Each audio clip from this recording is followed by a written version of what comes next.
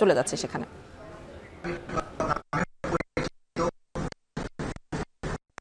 হয়েছিল ১.৫ দশক ধরে চলমান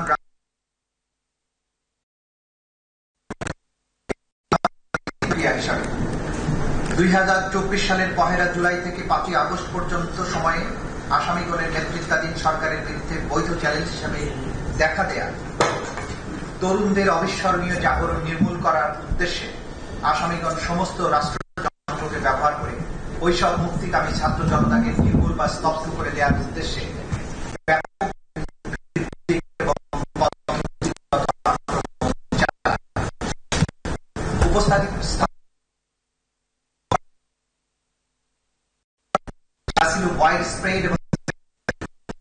রাষ্ট্রের প্রশাসন যন্ত্র, পুলিশ, গোয়েন্দা সংস্থা, অন্যান্য বাহিনী সমূহ এবং সরকারি দলের রাজনৈতিক নেতৃত্ব ও তাদের অধীনস্থ সশস্ত্র রাজনৈতিক গোষ্ঠী সমূহ এই পরিকল্পিত হত্যাকাণ্ড এবং নির্যাতনে অংশগ্রহণ করে।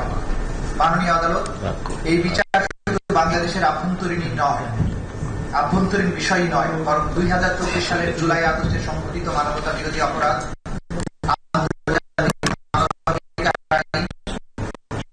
স্ট্যাটিউট অফ দি আইসিসি এবং বাংলাদেশের ১৯৭৩ সালের আন্তর্জাতিক সেগুলো হচ্ছে প্রত্যক্ষদর্শী ও জীবিত ভিকটিমদের সাক্ষ্য, অপরাধ সংঘটনের সময় ধারণকৃত ভিডিও ফুটেজ, ড্রোন এবং সিসিটিভি ফুটেজ, আসামিগণের মধ্যে টেলিফোন সংলাপের অডিও ক্লিপস, ডিজিটাল এভিডেন্স সমূহের ফরেনজিক রিপোর্ট, আসামিগণের স্বীকারোক্তিমূলক জবানবন্দি, গণমাধ্যম ও সামাজিক মাধ্যমে প্রচারিত তথ্য, ছবি এবং ভিডিও, জাতীয় ইত্যাদি। মাননীয় আদালত এই বিচার অতীতের প্রতিশোধ নয়, এটি ভবিষ্যতের জন্য একটি প্রতিজ্ঞা।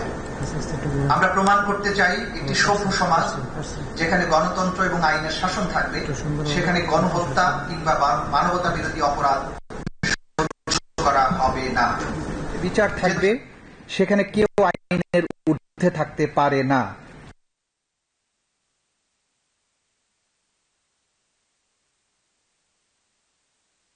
শুরুর এই ঐতিহাসিক মুহূর্তে আমি শ্রদ্ধা ভরে স্মরণ করছি জুলাই বিপ্লবের সেই সব ভিকটিমদের যারা আর কোনোদিন তাদের পরিবারের কাছে ফিরে আসবে না। স্মরণ করছি তাদেরকেও যারা এই আন্দোলনে চোখ, হাত, পা কিংবা শরীরের অন্য কোনো অঙ্গ হারিয়েছেন। স্মরণ করছি সেই সব অকুতোভয় মানুষদের যাদের অপরিসীম ত্যাগের কারণে এই রাষ্ট্র অন্ধকার সময় পেরিয়ে আলোকোজ্জ্বল ভবিষ্যতের স্বপ্ন দেখছে। এই আদালত এমন একটি সময়ের সাক্ষ্য বহন করছে যা ইতিহাসের এক অনন্য দলিল হয়ে থাকবে। আমরা চাই এই বিচার হোক নিরপেক্ষ, প্রমাণ নির্ভর এবং ন্যায় ভিত্তিক। আমরা চাই এই বিচার শুধু বাংলাদেশের সামাজিক জীবনে সৃষ্ট গভীর ক্ষত মুছে না দিক, বরং এটি হোক এক আত্মাভিমানী জাতির ঐতিহাসিক পুনর্জাগরণ। Much obliged, Your Lordship. This is the opening speech from the Chief Prosecutor. My Lord, we have submitted formal charge containing 135 pages, along with the other documents which contains 8,747 pages. এগুলোর মধ্যে ফর্মাল চার্জে আমরা মোট 5টি অভিযোগ এনেছি। সাক্ষীর সংখ্যা হচ্ছে 81 জন। তথ্যসূত্র মোট 5 খণ্ডে 2018 পৃষ্ঠা। জব্দ তালিকা এবং দালিলিক প্রমাণ মোট 8 খণ্ডে 4005 পৃষ্ঠা। শহীদদের তালিকা 10 খণ্ডে মোট 8747 পৃষ্ঠা। মোট 2724 পৃষ্ঠা। সর্বমোট ডকুমেন্টের পরিমাণ হচ্ছে 8747 পৃষ্ঠা। ইওর লর্ডশিপ, এখন আমি ফর্মাল চার্জ উপস্থাপনের জন্য, ফর্মাল চার্জ যেহেতু অনেক বড়, 2000 আপনি ফর্মাল চার্জে ইনডেক্স তৈরি করলে ভালো হয়। মানে এখানে আমরা যদি হেডিং দিয়েছি এবং সেটা হেডলাইন আছে ফ্রিকোয়েন্টলি দিলে অসুবিধা নাই। মানে এই সাবমিটের ইনডেক্স মানে উইল ডু মানে ফর্মাল চার্জের আমাদের এখানে আমাদের বিজ্ঞ প্রসিকিউটর বৃন্দ উপস্থিত আছেন। আমি ওনাদের নামগুলো একটু পড়ে দিচ্ছি। মালর, আমার সাথে আছেন বিজ্ঞ প্রসিকিউটর জনাব আব্দুস সোবহান তরফদার, বিজ্ঞ প্রসিকিউটর জনাব মিজানুল ইসলাম, বিজ্ঞ প্রসিকিউটর জনাব গাজী মনোয়ার হোসেন তামিম, বিজ্ঞ প্রসিকিউটর বি.এম. সুলতান মাহমুদ, বিজ্ঞ প্রসিকিউটর শহীদুল ইসলাম সর্দার, বিজ্ঞ প্রসিকিউটর ফারুক আহমদ, বিজ্ঞ প্রসিকিউটর আব্দুল্লাহ নোমান, বিজ্ঞ প্রসিকিউটর আব্দুল সাত্তার পালোয়ান, বিজ্ঞ প্রসিকিউটর মামুনুর রশিদ, বিজ্ঞ প্রসিকিউটর হাসানুল বান্না, বিজ্ঞ প্রসিকিউটর এস এম মইনুল করিম, বিজ্ঞ প্রসিকিউটর শাইখ মাহাদি, বিজ্ঞ প্রসিকিউটর তারেক আব্দুল্লাহ, বিজ্ঞ প্রসিকিউটর সাইমুন রেজা তালুকদার, বিজ্ঞ প্রসিকিউটর এস এম তাসমিরুল ইসলাম এবং বিজ্ঞ প্রসিকিউটর তানভীর হাসান জোহা। আজকের এই আদালতের ঐতিহাসিক ক্ষণে আমাদের তদন্ত সংস্থার যিনি সমন্বয়ক জনাব আনসারউদ্দিন খান পাঠান, সহ সমন্বয়ক জনাব শহীদুল্লাহ চৌধুরী সহ আমাদের তদন্ত সংস্থার তদন্তকারী কর্মকর্তারা যারা অক্লান্ত পরিশ্রম করে মামলাটাকে এই পর্যায়ে নিয়ে আসেন তারাও উপস্থিত আছেন। মামলার ফর্মাল চার্জ 135 পৃষ্ঠা। আমরা সমস্ত কিছু এই আদালতে এই মুহূর্তে পুরোটা উপস্থাপন সম্ভব নয় বলে আমরা উল্লেখযোগ্য অংশ আপনাদের সামনে প্রেস করব। প্রথমে কিছু অংশ আমাদের বিজ্ঞ প্রসিকিউটর মিজানুল ইসলাম সাহেব, সামান্য কিছু অংশ, আর সামান্য কিছু অংশ জনাব আব্দুস সোবহান তরফদার সাহেব, এবং শেষ দিকে যে বেসিক চার্জের অংশটুকু সেগুলো আমি নিজে প্লেস করবো। এই yes madam, that we will do. মানে শুরুতে প্রথম অংশটুকু উপস্থাপনের জন্য আমাদের মাননীয় প্রসিকিউটর মিজানুল ইসলাম সাহেবকে উপস্থাপন করার জন্য আদালতের অনুমতি প্রার্থনা করছি। মাশাআল্লাহ।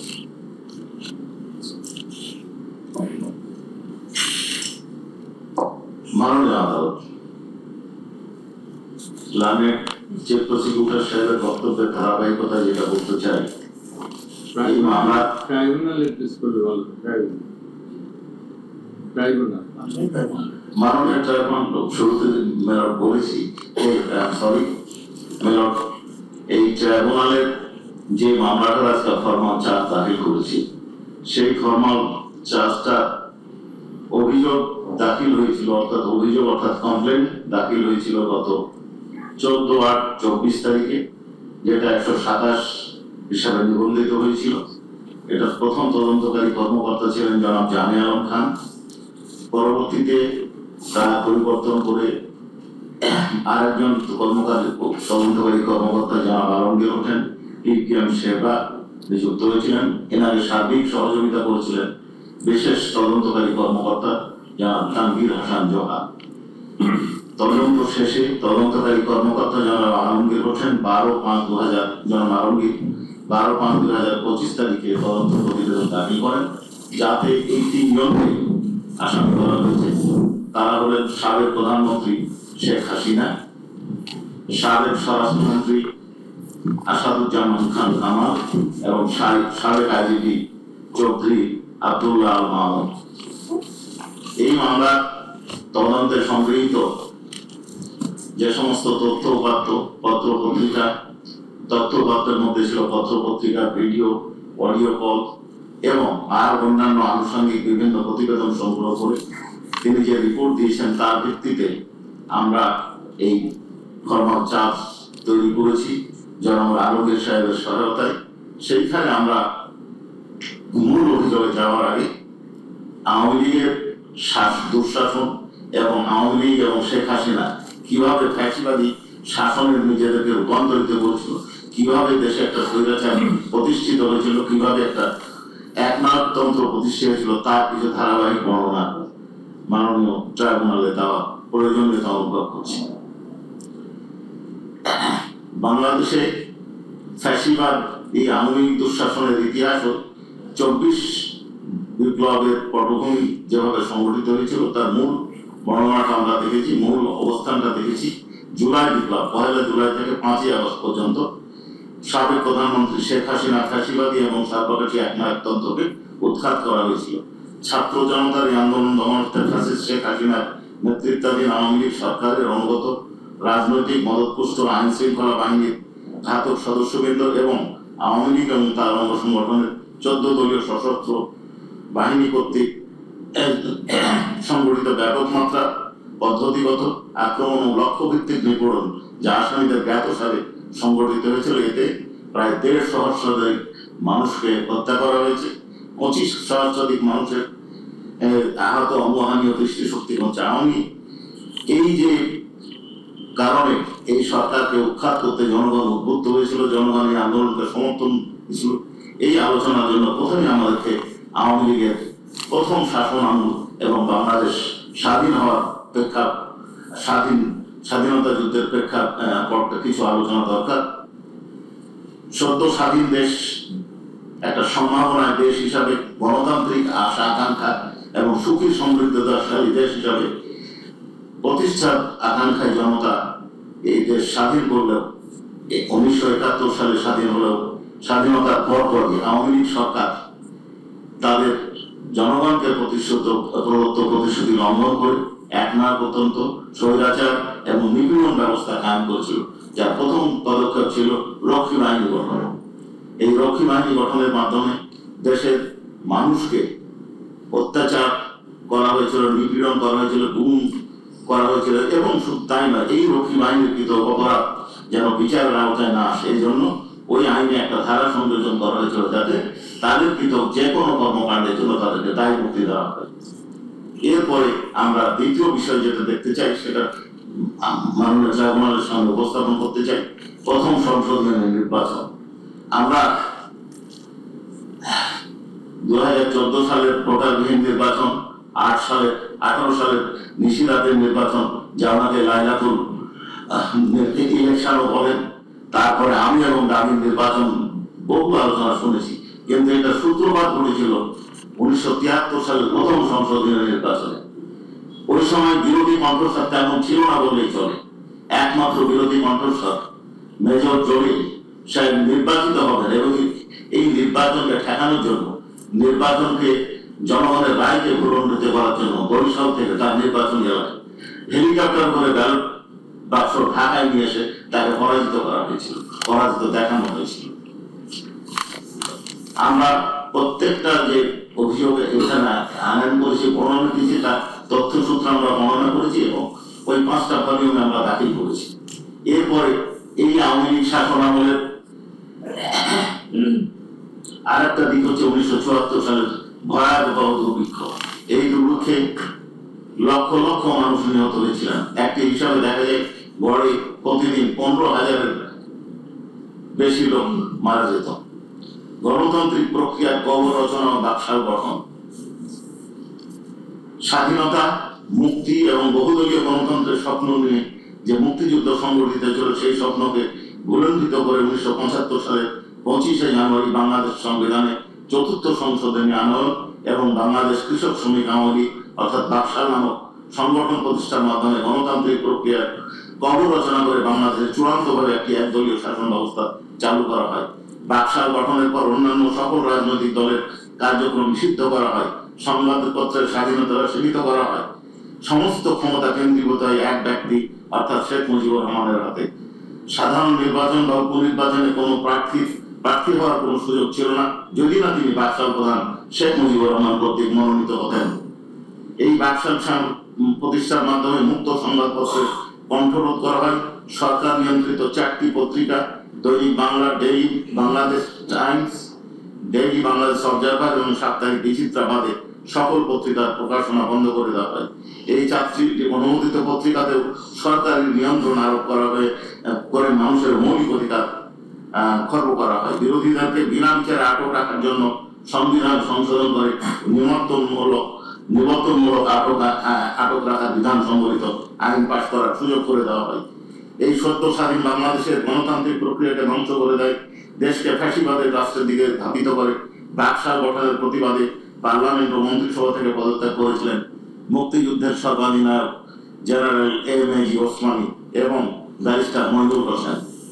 বাকশালে যোগদান না করে রাজশাহী সদর আসনের এমপি জনাব মহিউদ্দিন আহমেদ মানিককে সংসদ সদস্য পদ বাতিল করে দেওয়া হয়। 1975 সালের 15ই আগস্ট পট পরিবর্তনের পর একদলীয় শাসন ব্যবস্থা বাতিল করে বহুদলীয় গণতান্ত্রিক ব্যবস্থার পুনঃযাত্রা শুরু করে। এই সুযোগে বাকশাল চেতনাধারী আওয়ামী লীগ সরাসরি একদলীয় শাসনের কথা না বলেও বহুদলীয় শাসনের মোড়কে তাদের কাঙ্ক্ষিত একদলীয় শাসন ব্যবস্থা প্রতিষ্ঠার স্বপ্ন বাস্তবায়নে পরিকল্পিতভাবে এগিয়ে নিতে থাকে। পরবর্তীতে 1996 সালে আওয়ামী লীগ সরকার ক্ষমতায় আসে নয়, তাদের লুটপাটের ঐতিহ্য অনুসরণ করে শেয়ার বাজার লুট করে। 2001 সালে সাধারণ নির্বাচনে 4 দলীয় জোটের কাছে তারা নির্বাচনে পরাজিত হয়। 2008 সালে সেনা সমর্থিত সরকার অধীনে একটি সাজানো এবং পাতানো নির্বাচনে পুনরায় আওয়ামী লীগ ক্ষমতায় অধিষ্ঠিত হয়। সেই শেখ হাসিনার নেতৃত্বাধীন দলটি তখন থেকে গণতন্ত্রের মোড়কে শেখ মুজিবুর রহমান প্রবর্তিত বাদশাহী একনায়কতন্ত্র নতুন আঙ্গিকে পুনঃপ্রতিষ্ঠার জন্য ষড়যন্ত্র শুরু করে। এই আওয়ামী দুঃশাসন ও ফ্যাসিবাদের যে 15 বছর, তার মধ্যে বেশ কয়েকটা সেগমেন্ট আমরা ভাগ করেছি। তার মধ্যে প্রথম বিষয়টা হচ্ছে নির্বাচনী ব্যবস্থা ও গণতান্ত্রিক প্রক্রিয়া ধ্বংস করা। জি, এই ক্ষেত্রে আমরা কয়েকটা সাবটাইটেল করেছি। এক হচ্ছে 2008 সালে ষড়যন্ত্রের মাধ্যমে আওয়ামী লীগের ক্ষমতা দখল ও ক্ষমতা কুক্ষিগত করার জন্য তত্ত্বাবধায়ক সরকার বাতিল করা। 2রা জানুয়ারি 2007 সালের সশস্ত্র বাহিনী সামরিক শাসন কর্তৃক ক্ষমতার ব্যাকজোরে ক্ষমতায় এসে তাদেরকে ক্ষমতা আনার জন্য যে প্রক্রিয়াটা অনুসরণ করেছিল তার মধ্যে উল্লেখযোগ্য ছিল 130টা সংসদীয় আসনের সীমানা পরিবর্তন করে তাদেরকে নির্বাচিত হওয়ার সুযোগ করে দেওয়া হয়েছিল। এরপরে মাননীয় ট্রাইব্যুনাল এবং দেশবাসী সকলেই জানেন যে 2014 সালে কিভাবে একতরফা এবং ভোটারবিহীন নির্বাচন অনুষ্ঠিত হয়েছিল। আর 2018 সালের নিশিরাতের নির্বাচন, যেটা একটু আগে আমি বললাম যে এটাকে অনেকে লাইলাতুল ইলেকশনও বলে থাকেন। এরপরে এই 2018 সালের নির্বাচন ব্যাপকভাবে সমালোচিত হওয়ার পর তার এক নতুন পদ্ধতি, নতুন সিস্টেম, নতুন উদ্ভাবনী শক্তির মূলে আবিষ্কার করলেন আমি এবং দামির নির্বাচন। যেহেতু বিরোধী দল কেউ নির্বাচনে অংশগ্রহণ করলো না, এই জন্য তারা তাদের প্রার্থীকে দামি প্রার্থী হিসেবে দান করালেন। অর্থাৎ সরকারি দলের লোক সরকারি দলের বিরুদ্ধে কথা বলছে, সরকার বিরোধী দল বলছে সরকার দুর্নীতি করছে, অর্থাৎ বিরোধী দল যারা নির্বাচন করছে আর তাদের মহিলা সদস্যদেরকে মনোনীত করে দিচ্ছেন সরকার প্রধান। এইটা আমরা দেখেছি। এই নির্বাচনে আগের দিন এই নির্বাচনের ফলাফল ঘোষণার সময় কি দেখা গেল, প্রধান নির্বাচন কমিশনার বলছেন যে 28% ভোট কাস্ট হয়েছে। পিছন থেকে তাকে বলে দেওয়া হলো যে না, বলে দেন 42%, 40%।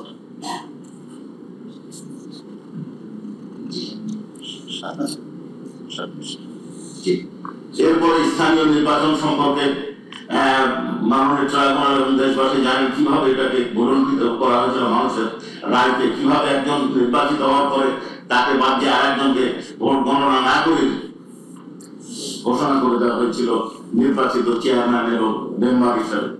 রাষ্ট্রীয় কাঠামোতে রাজনৈতিক অপব্যবহার ও দুর্নীতির সর্বগ্রাসী চর্চা, এটা মাননীয় ট্রাইব্যুনাল সহ দেশবাসী জানেন। এমনকি এই লক্ষ লক্ষ কোটি টাকা বিদেশে পাচার করা হয়েছে। কারো বাড়ি বিদেশে আছে, সর্বাধিক বাড়ি বাংলাদেশের একজন ব্যক্তি। আবার বেগমপাড়া গঠন করা হয়েছে, উন্নয়ন প্রকল্পের নামে দুর্নীতি করা হয়েছে। খরচ হচ্ছে 1000 কোটি টাকা, দেখানো হচ্ছে 5000 কোটি টাকা। দলীয় আনুগত্য বিবেচনায় বিচারপতিদের নিয়োগ, এই বিষয়টা আমি আর করতে চাচ্ছি না। দলীয় বিচারপতিদের মাধ্যমে বিরোধী দলমত নির্বাচনে মত ও ফ্যাসিবাদী শাসন ব্যবস্থা শক্তিশালী করা হয়েছে। বিচার প্রক্রিয়ায় বিদেশি হস্তক্ষেপের নজিরবিহীন উদাহরণ, এই বিষয়টি আমরা একটু আলোকপাত করতে চাই। একটি ট্রাইব্যুনাল গঠন করা হয়েছিল কিছু ব্যক্তি বা একটা নির্দিষ্ট সময়ের সংগঠিত অপরাধের বিচারের জন্য। এই বিচারে যাদেরকে বিচারক নিয়োগ করা হয়েছিল তারা প্রমোশনের লালসায় উচ্চ আদালতে যাওয়ার আকাঙ্ক্ষায় তৎকালীন প্রধান বিচারপতি এবং অন্যান্যদের সাথে গোপনে যোগাযোগ করতেন।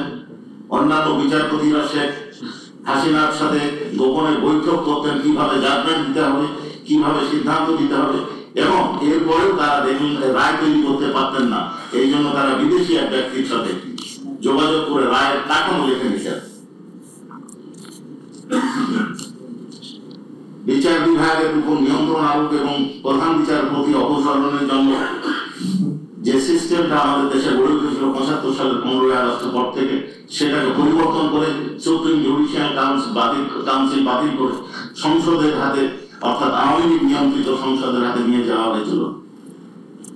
গুম ও বিচার বহির্ভূত হত্যাকাণ্ড, গুম এবং বিচার বহির্ভূত হত্যাকাণ্ড এটা নিত্য নৈমিত্তিক ঘটনা হয়ে দাঁড়িয়েছিল। এই সময় কেউ যদি সরকারের কোনো বিরোধিতা করতেন, কোন দল যদি বিরোধিতা করতেন, তাহলে সেই দলের নেতৃস্থানীয় ব্যক্তি বা তার সাথে সংশ্লিষ্ট ব্যক্তি বা তাদের সাথে যোগাযোগ যারা রাখা করতেন তাদেরকে নিয়ে গিয়ে গুম করে দেওয়া হতো, অনেকে খুন করে দেওয়া হতো এবং এমন একটা ভয়ের সংস্কৃতি তৈরি করা হয়েছিল যাতে জনগণ যেন এদের অপকর্মের কোনো প্রতিবাদ না করে। পৃষ্ঠা 23। মিজানুল ইসলাম। মিজানুল ইসলাম, হ্যালো। মিজানুল ইসলাম। বিভাগের উপর নিয়ন্ত্রণ আরোপের প্রচেষ্টা এবং প্রধান বলেন আমরা বুঝতে পারি না কি Yes, madam. Page 19. সাবেক প্রধান বিচারপতি জনাব সুরেন্দ্র কুমার সিনহা আওয়ামী লীগ সরকারের আস্থাভাজন হিসাবে প্রধান বিচারপতির পদে অধিষ্ঠিত হন এবং মানবতা বিরোধী অপরাধের বিচারের নামে আপিল বিভাগের প্রহসনমূলক বিচার ও রায়ের মাধ্যমে সরকারের এজেন্ডা বাস্তবায়নে সংক্ষিপ্ত রায় প্রদান পূর্বক জামাত ও বিএনপি নেতাদের মৃত্যুদণ্ড কার্যকর করে। এখানে একটা উদাহরণ আমরা দিতে পারি, সেটা হচ্ছে আব্দুল কাদের মোল্লা সাহেবের জাজমেন্ট, রিভিউ জাজমেন্ট প্রকাশ করার আগে শর্ট অর্ডারে তার মৃত্যুদণ্ড কার্যকর করা হয়েছিল।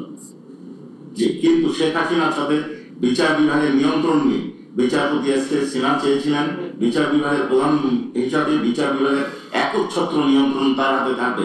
বিরোধের প্রেক্ষিতে ফ্যাসিবাদী আওয়ামী লীগ সরকার তৎকালীন প্রধান বিচারপতি এস.কে. সিনহার উপর ক্ষুদ্র তাকে নজিরবিহীনভাবে গোয়েন্দা সংস্থা দিয়ে শারীরিক নির্যাতন ও ভয়ভীতি দিকে প্রথমে দেশত্যাগ ও পরে পদত্যাগ করতে বাধ্য করে। এটার তথ্যসূত্র আমরা এখানে পরিষ্কারভাবে উল্লেখ করেছি এবং জি এরপরে পিলখানা ট্র্যাজেডি। ফ্যাসিবাদী শাসন প্রতিষ্ঠার ক্ষেত্রে ক্ষমতা গ্রহণের পরপরই আওয়ামী লীগ টার্গেট করে সেনাবাহিনীকে পরের পৃষ্ঠা 10 2009 সালের 25শে ফেব্রুয়ারি ঢাকার পিলখানায় অবস্থিত বিডিআর পরিবর্তিত নাম বিজেপি সদর দপ্তরে তথাকথিত বিদ্রোহ নামে সেনাবাহিনী 57 জন দেশপ্রেমিক চৌক সেনা অফিসার 74 জনকে হত্যা করে। বিদ্রোহকালীন সময়ে অবরুদ্ধ কর্মকর্তাদের উদ্ধার করতে তৎকালীন আওয়ামী লীগ সরকার যথাযথ ব্যবস্থা গ্রহণ না করে হত্যাকাণ্ডকে ত্বরান্বিত করেছে। পরবর্তীতে জনগণের জোরালো দাবি সত্ত্বেও বিডিআর বিদ্রোহ প্রসঙ্গে একটা প্রহসনমূলক তদন্ত কার্যক্রম পরিচালনা করেছে। ষড়যন্ত্রের হোতাদেরকে বাদ দিয়ে কেবলমাত্র মাঠে থাকা সৈনিক ও জওয়ানদের বিচার কার্য পরিচালনা করেছে। 5ই আগস্ট বিপ্লবের পর এই রহস্য পুনরুদ্ধারের জন্য একটা কমিশন গঠন করা হয়েছে। এরপরে 20 পৃষ্ঠাতে শাপলা চত্বরের গণহত্যা 1-3-13। 5ই মে রাতের অন্ধকারে সমাবেশে অবস্থান ও নিরীহ নিরস্ত্র এতিম মাদ্রাসা ছাত্র সহ ছাত্র জনতার উপর রাতের অভিযান পরিচালনা করে অগণিত মানুষকে নিষ্ঠুরভাবে হত্যা করা হয়।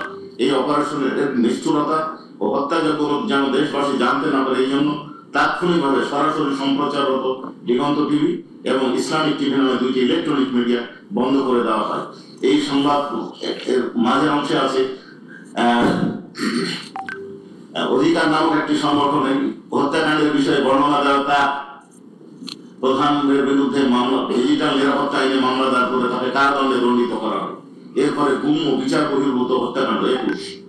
ফ্যাসিস্ট আওয়ামী লীগ সরকার তার মেয়াদকালে ভিন্ন মতামত মানবাধিকার কর্মী বিরোধী দল সহ যে কোনো ধরনের ভিন্ন মতের নিপীড়ন ও নিষ্পোষণের সমর্থক হয়ে উঠেছিল।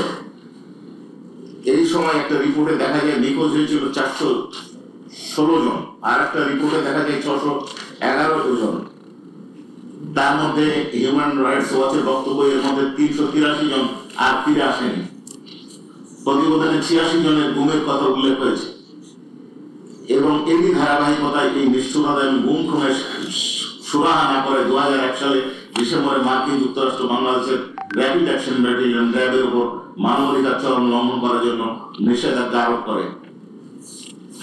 এরপরে হচ্ছে তৎকালীন স্বৈরাচার 23 নির্দেশনায় আইন শৃঙ্খলা রক্ষা বাহিনী কর্তৃক বিচার বহির্ভূত হত্যাকাণ্ড। এর মধ্যে উল্লেখযোগ্য হচ্ছে পেজ 23 নারায়ণগঞ্জের 7 খুন, কাউন্সিলর একরাম হত্যাকাণ্ড। ডাক্তার কাউন্সিলর একরাম হত্যাকাণ্ডের একটু বর্ণনা আমি দিতে চাই।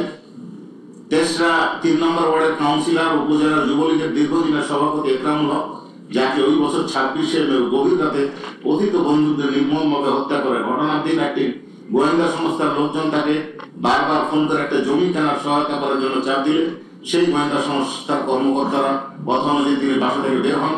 ঘটনা রাত 11টার পর পকেট থেকে ফোনে মেয়ে কল করলে ফোনটি চাপ পড়ে রিসিভ হয়ে যায় এবং স্ত্রীর ফোন রেকর্ড হতে থাকে এবং ভয়াবহ হত্যাকাণ্ডের বর্ণনার শেষ মুহূর্তের নৃশংস শব্দ শোনা যায়। মেয়ের কণ্ঠে শোনা যায়, হ্যালো আব্বু। কাপা কাপা ঘরে উত্তর আসে, জি আম্মু, আমি নীলা একটা স্থানের নাম যাচ্ছি। এইরকম কন্যা, এইরকম একরামের কন্যা ফোনের এক প্রান্ত থেকে প্রশ্ন করতে থাকে। তারপর অপর পন্থাতে জবাব আসে না, আসে গুলির শব্দ, গোলাগুলি, চিৎকার। এরপরে ডাক্তার ফয়েজ হত্যাকাণ্ডের বর্ণনা আছে এবং যারা এই ধরনের গুমের শিকার হয়েছেন তাদের তালিকা আমরা দিয়েছি 25, 26, 27, 28।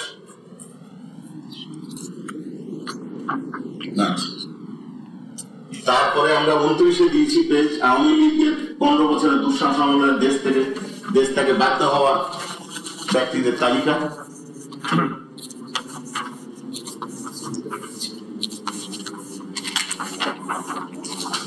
এরপরে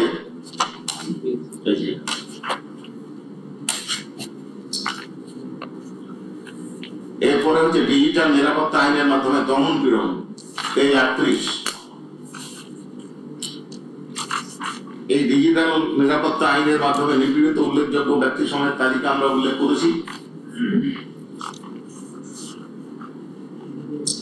নিত্য প্রয়োজনীয় দ্রব্যের অস্বাভাবিক মূল্য বৃদ্ধি। এরপরে আমরা যেটা বলছি ঘৃণার রাজনীতি, এইটা মেনানোটা আমি একটু উপস্থাপন করতে চাচ্ছি। ঘৃণার রাজনীতি, রাজাকার ও মুক্তিযুদ্ধের চেতনা শব্দের অপব্যবহার।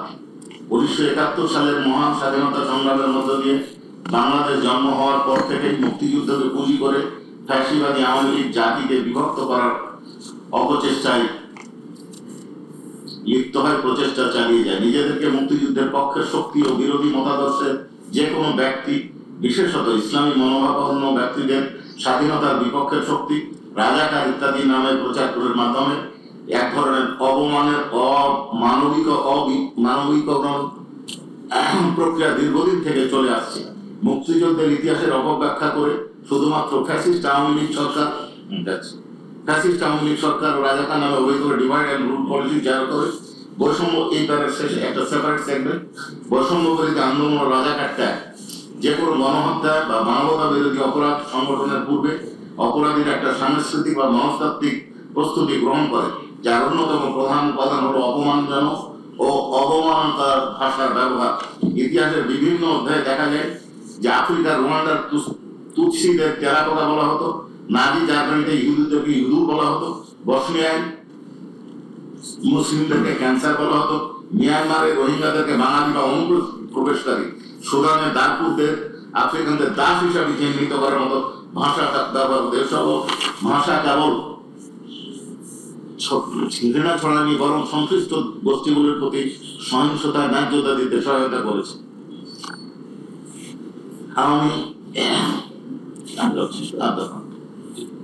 আওয়ামী সরকার গণমাধ্যম নিয়ন্ত্রণের বিষয়টা আছে, আমাদের 43 পৃষ্ঠা আছে গণমাধ্যমের উপর আঘাত। আমি যাচ্ছি এরপরে না লাইন বাই লাইন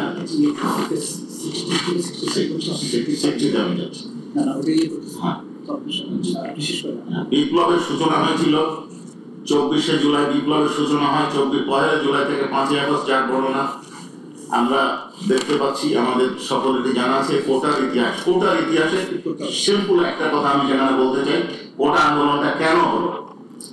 একটা উদাহরণ আমি দিতে চাই যেটা আমাদের বর্ণনাতে আছে, সেটা হচ্ছে যে পরীক্ষা যারা দিল, যিনি 71 পেলেন তিনি ফেল করলেন, আর কোটাতে যিনি 42 পেলেন তিনি পাস করলেন।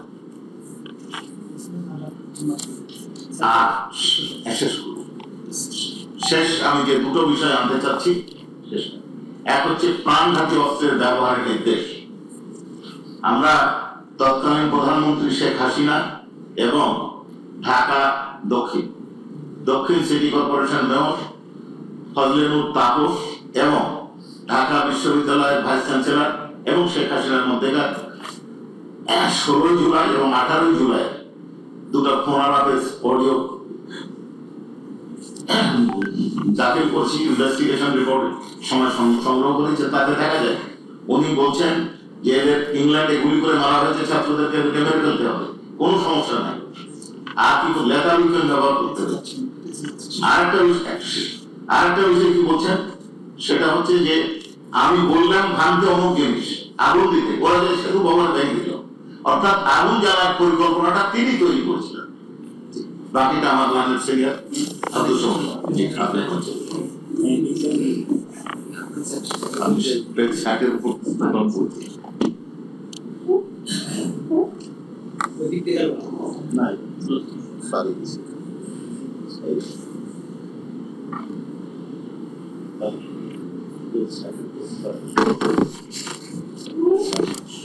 সম্মানিত ট্রাইব্যুনাল,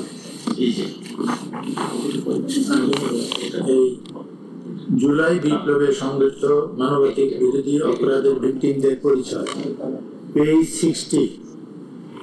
হেডিংটা হলো জুলাই বিপ্লবে সংঘটিত মানবতা বিরোধী অপরাধের ভিকটিমদের পরিচয়।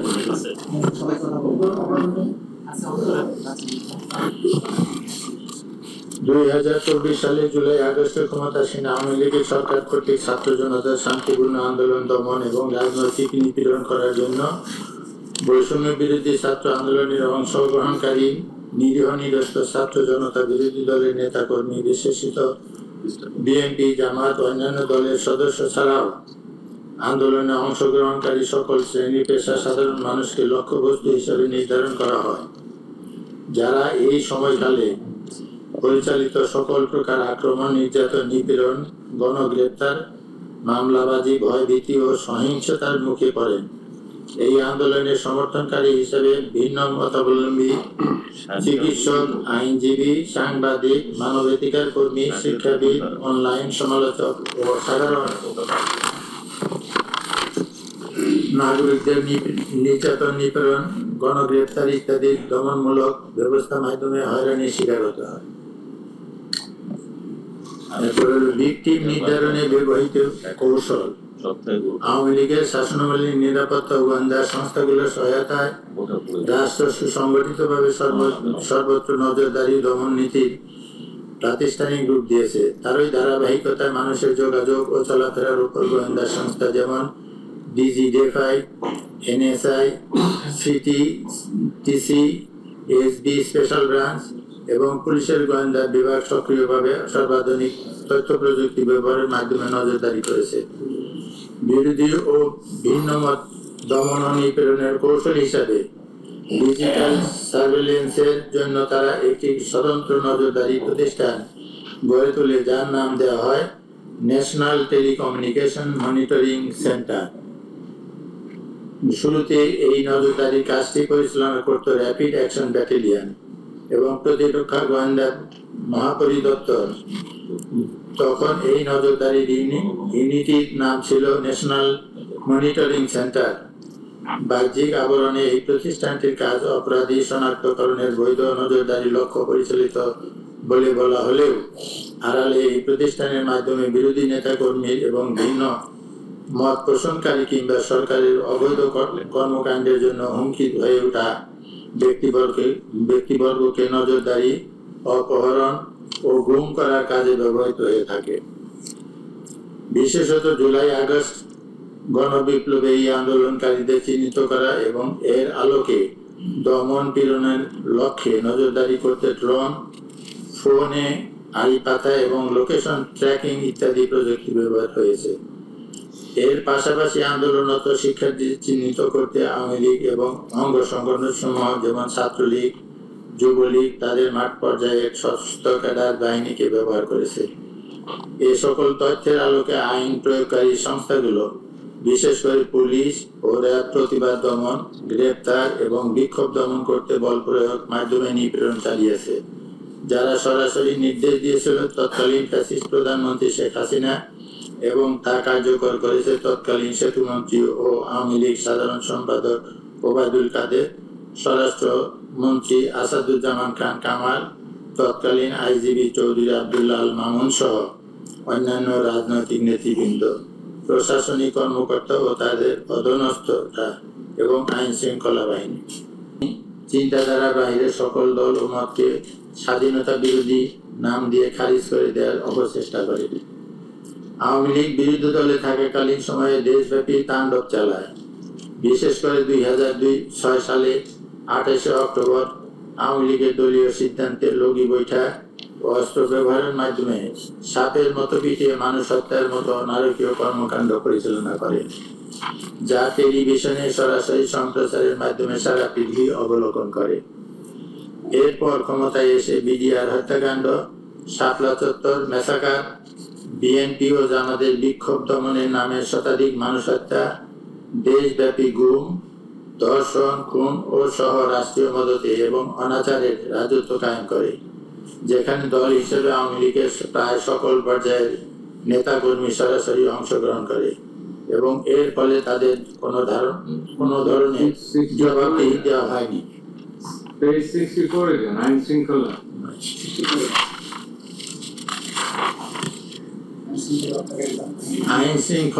আইন শৃঙ্খলা বাহিনীর ভূমিকা। তৎকালীন আওয়ামী লীগ সরকার শান্তিপূর্ণ বিক্ষোভ দমনে রাষ্ট্রযন্ত্রের সকল আইন শৃঙ্খলা বাহিনীকে ব্যবহার করে এক নজিরবিহীন দমন অভিযান পরিচালনা করে।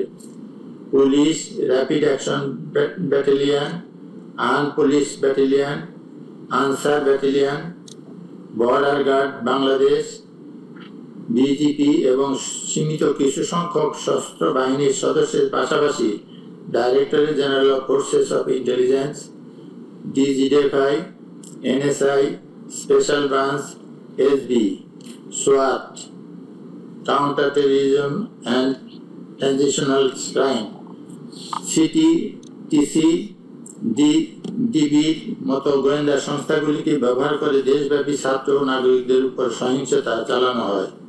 এতে আওয়ামী লীগ ও এর অঙ্গ সংগঠন ছাত্রলীগ ও যুবলীগের সশস্ত্র সদস্যরাও সক্রিয়ভাবে অংশ নেয়। 1 জুলাই থেকে 15 আগস্ট 2024 পর্যন্ত সময়ে নিরাপত্তা বাহিনী ও ক্ষমতাসীন আওয়ামী লীগের সশস্ত্র ক্যাডার বাহিনীদের হাতে আনুমানিক 1400 মানুষ নিহত হয়, যাদের মধ্যে 12-13% শিশু। নিরাপত্তা বাহিনী সামরিক রাইফেল, শটগান, তাজা গুলি, রাবার বুলেট, কাঁদানি গ্যাস সহ প্রাণঘাতী অস্ত্র নির্বিচারে ব্যবহার করে। কোথাও কোথাও হেলিকপ্টার থেকে গুলি চালানো হয় এবং নিরস্ত্র বিক্ষোভকারীদের কাছ থেকে গুলি করে তাৎক্ষণিক মৃত্যুদণ্ড কার্যকর করার তথ্য পাওয়া গেছে। একই সাথে হাজার হাজার বিক্ষোভকারী, পথচারী ও সংগঠককে বিনা প্ররোচনায় গ্রেফতার করা হয়, যার মধ্যে শিশু, নারী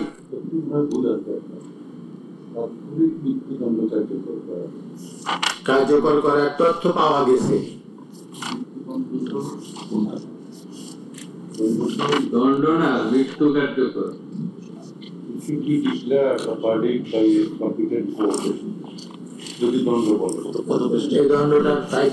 মৃত্যু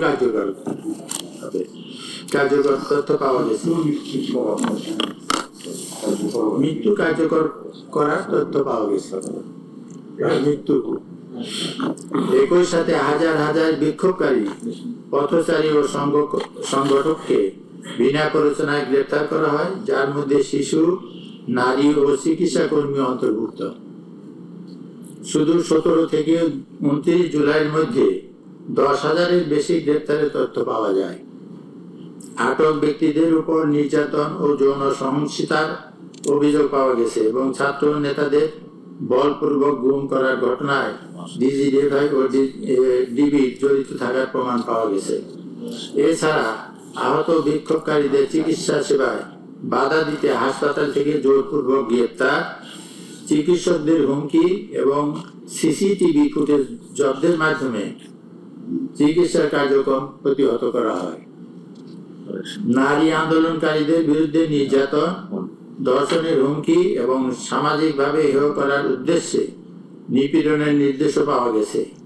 এসব সহিংসতার বিরুদ্ধে সরকার কোনো কার্যক্রম তদন্ত না করে বরং নিরাপত্তা বাহিনীর প্রতি দায় মুক্তি প্রদান করে। এই প্রেক্ষাপটে OHCHR ও অন্যান্য সংস্থার পর্যবেক্ষণ অনুযায়ী আওয়ামী লীগ সরকার এবং তার অধীনস্থ আইন শৃঙ্খলা রক্ষাকারী বাহিনী ও রাজনৈতিক অঙ্গ সংগঠন সমূহ সমন্বিতভাবে যে নিপীড়ন চালিয়েছে তা আন্তর্জাতিক মানবাধিকার আইনের পরিপন্থী এবং মানবাধিক বিরোধী অপরাধ। এখন আমার এটা হচ্ছে office of the high commissioner for human rights.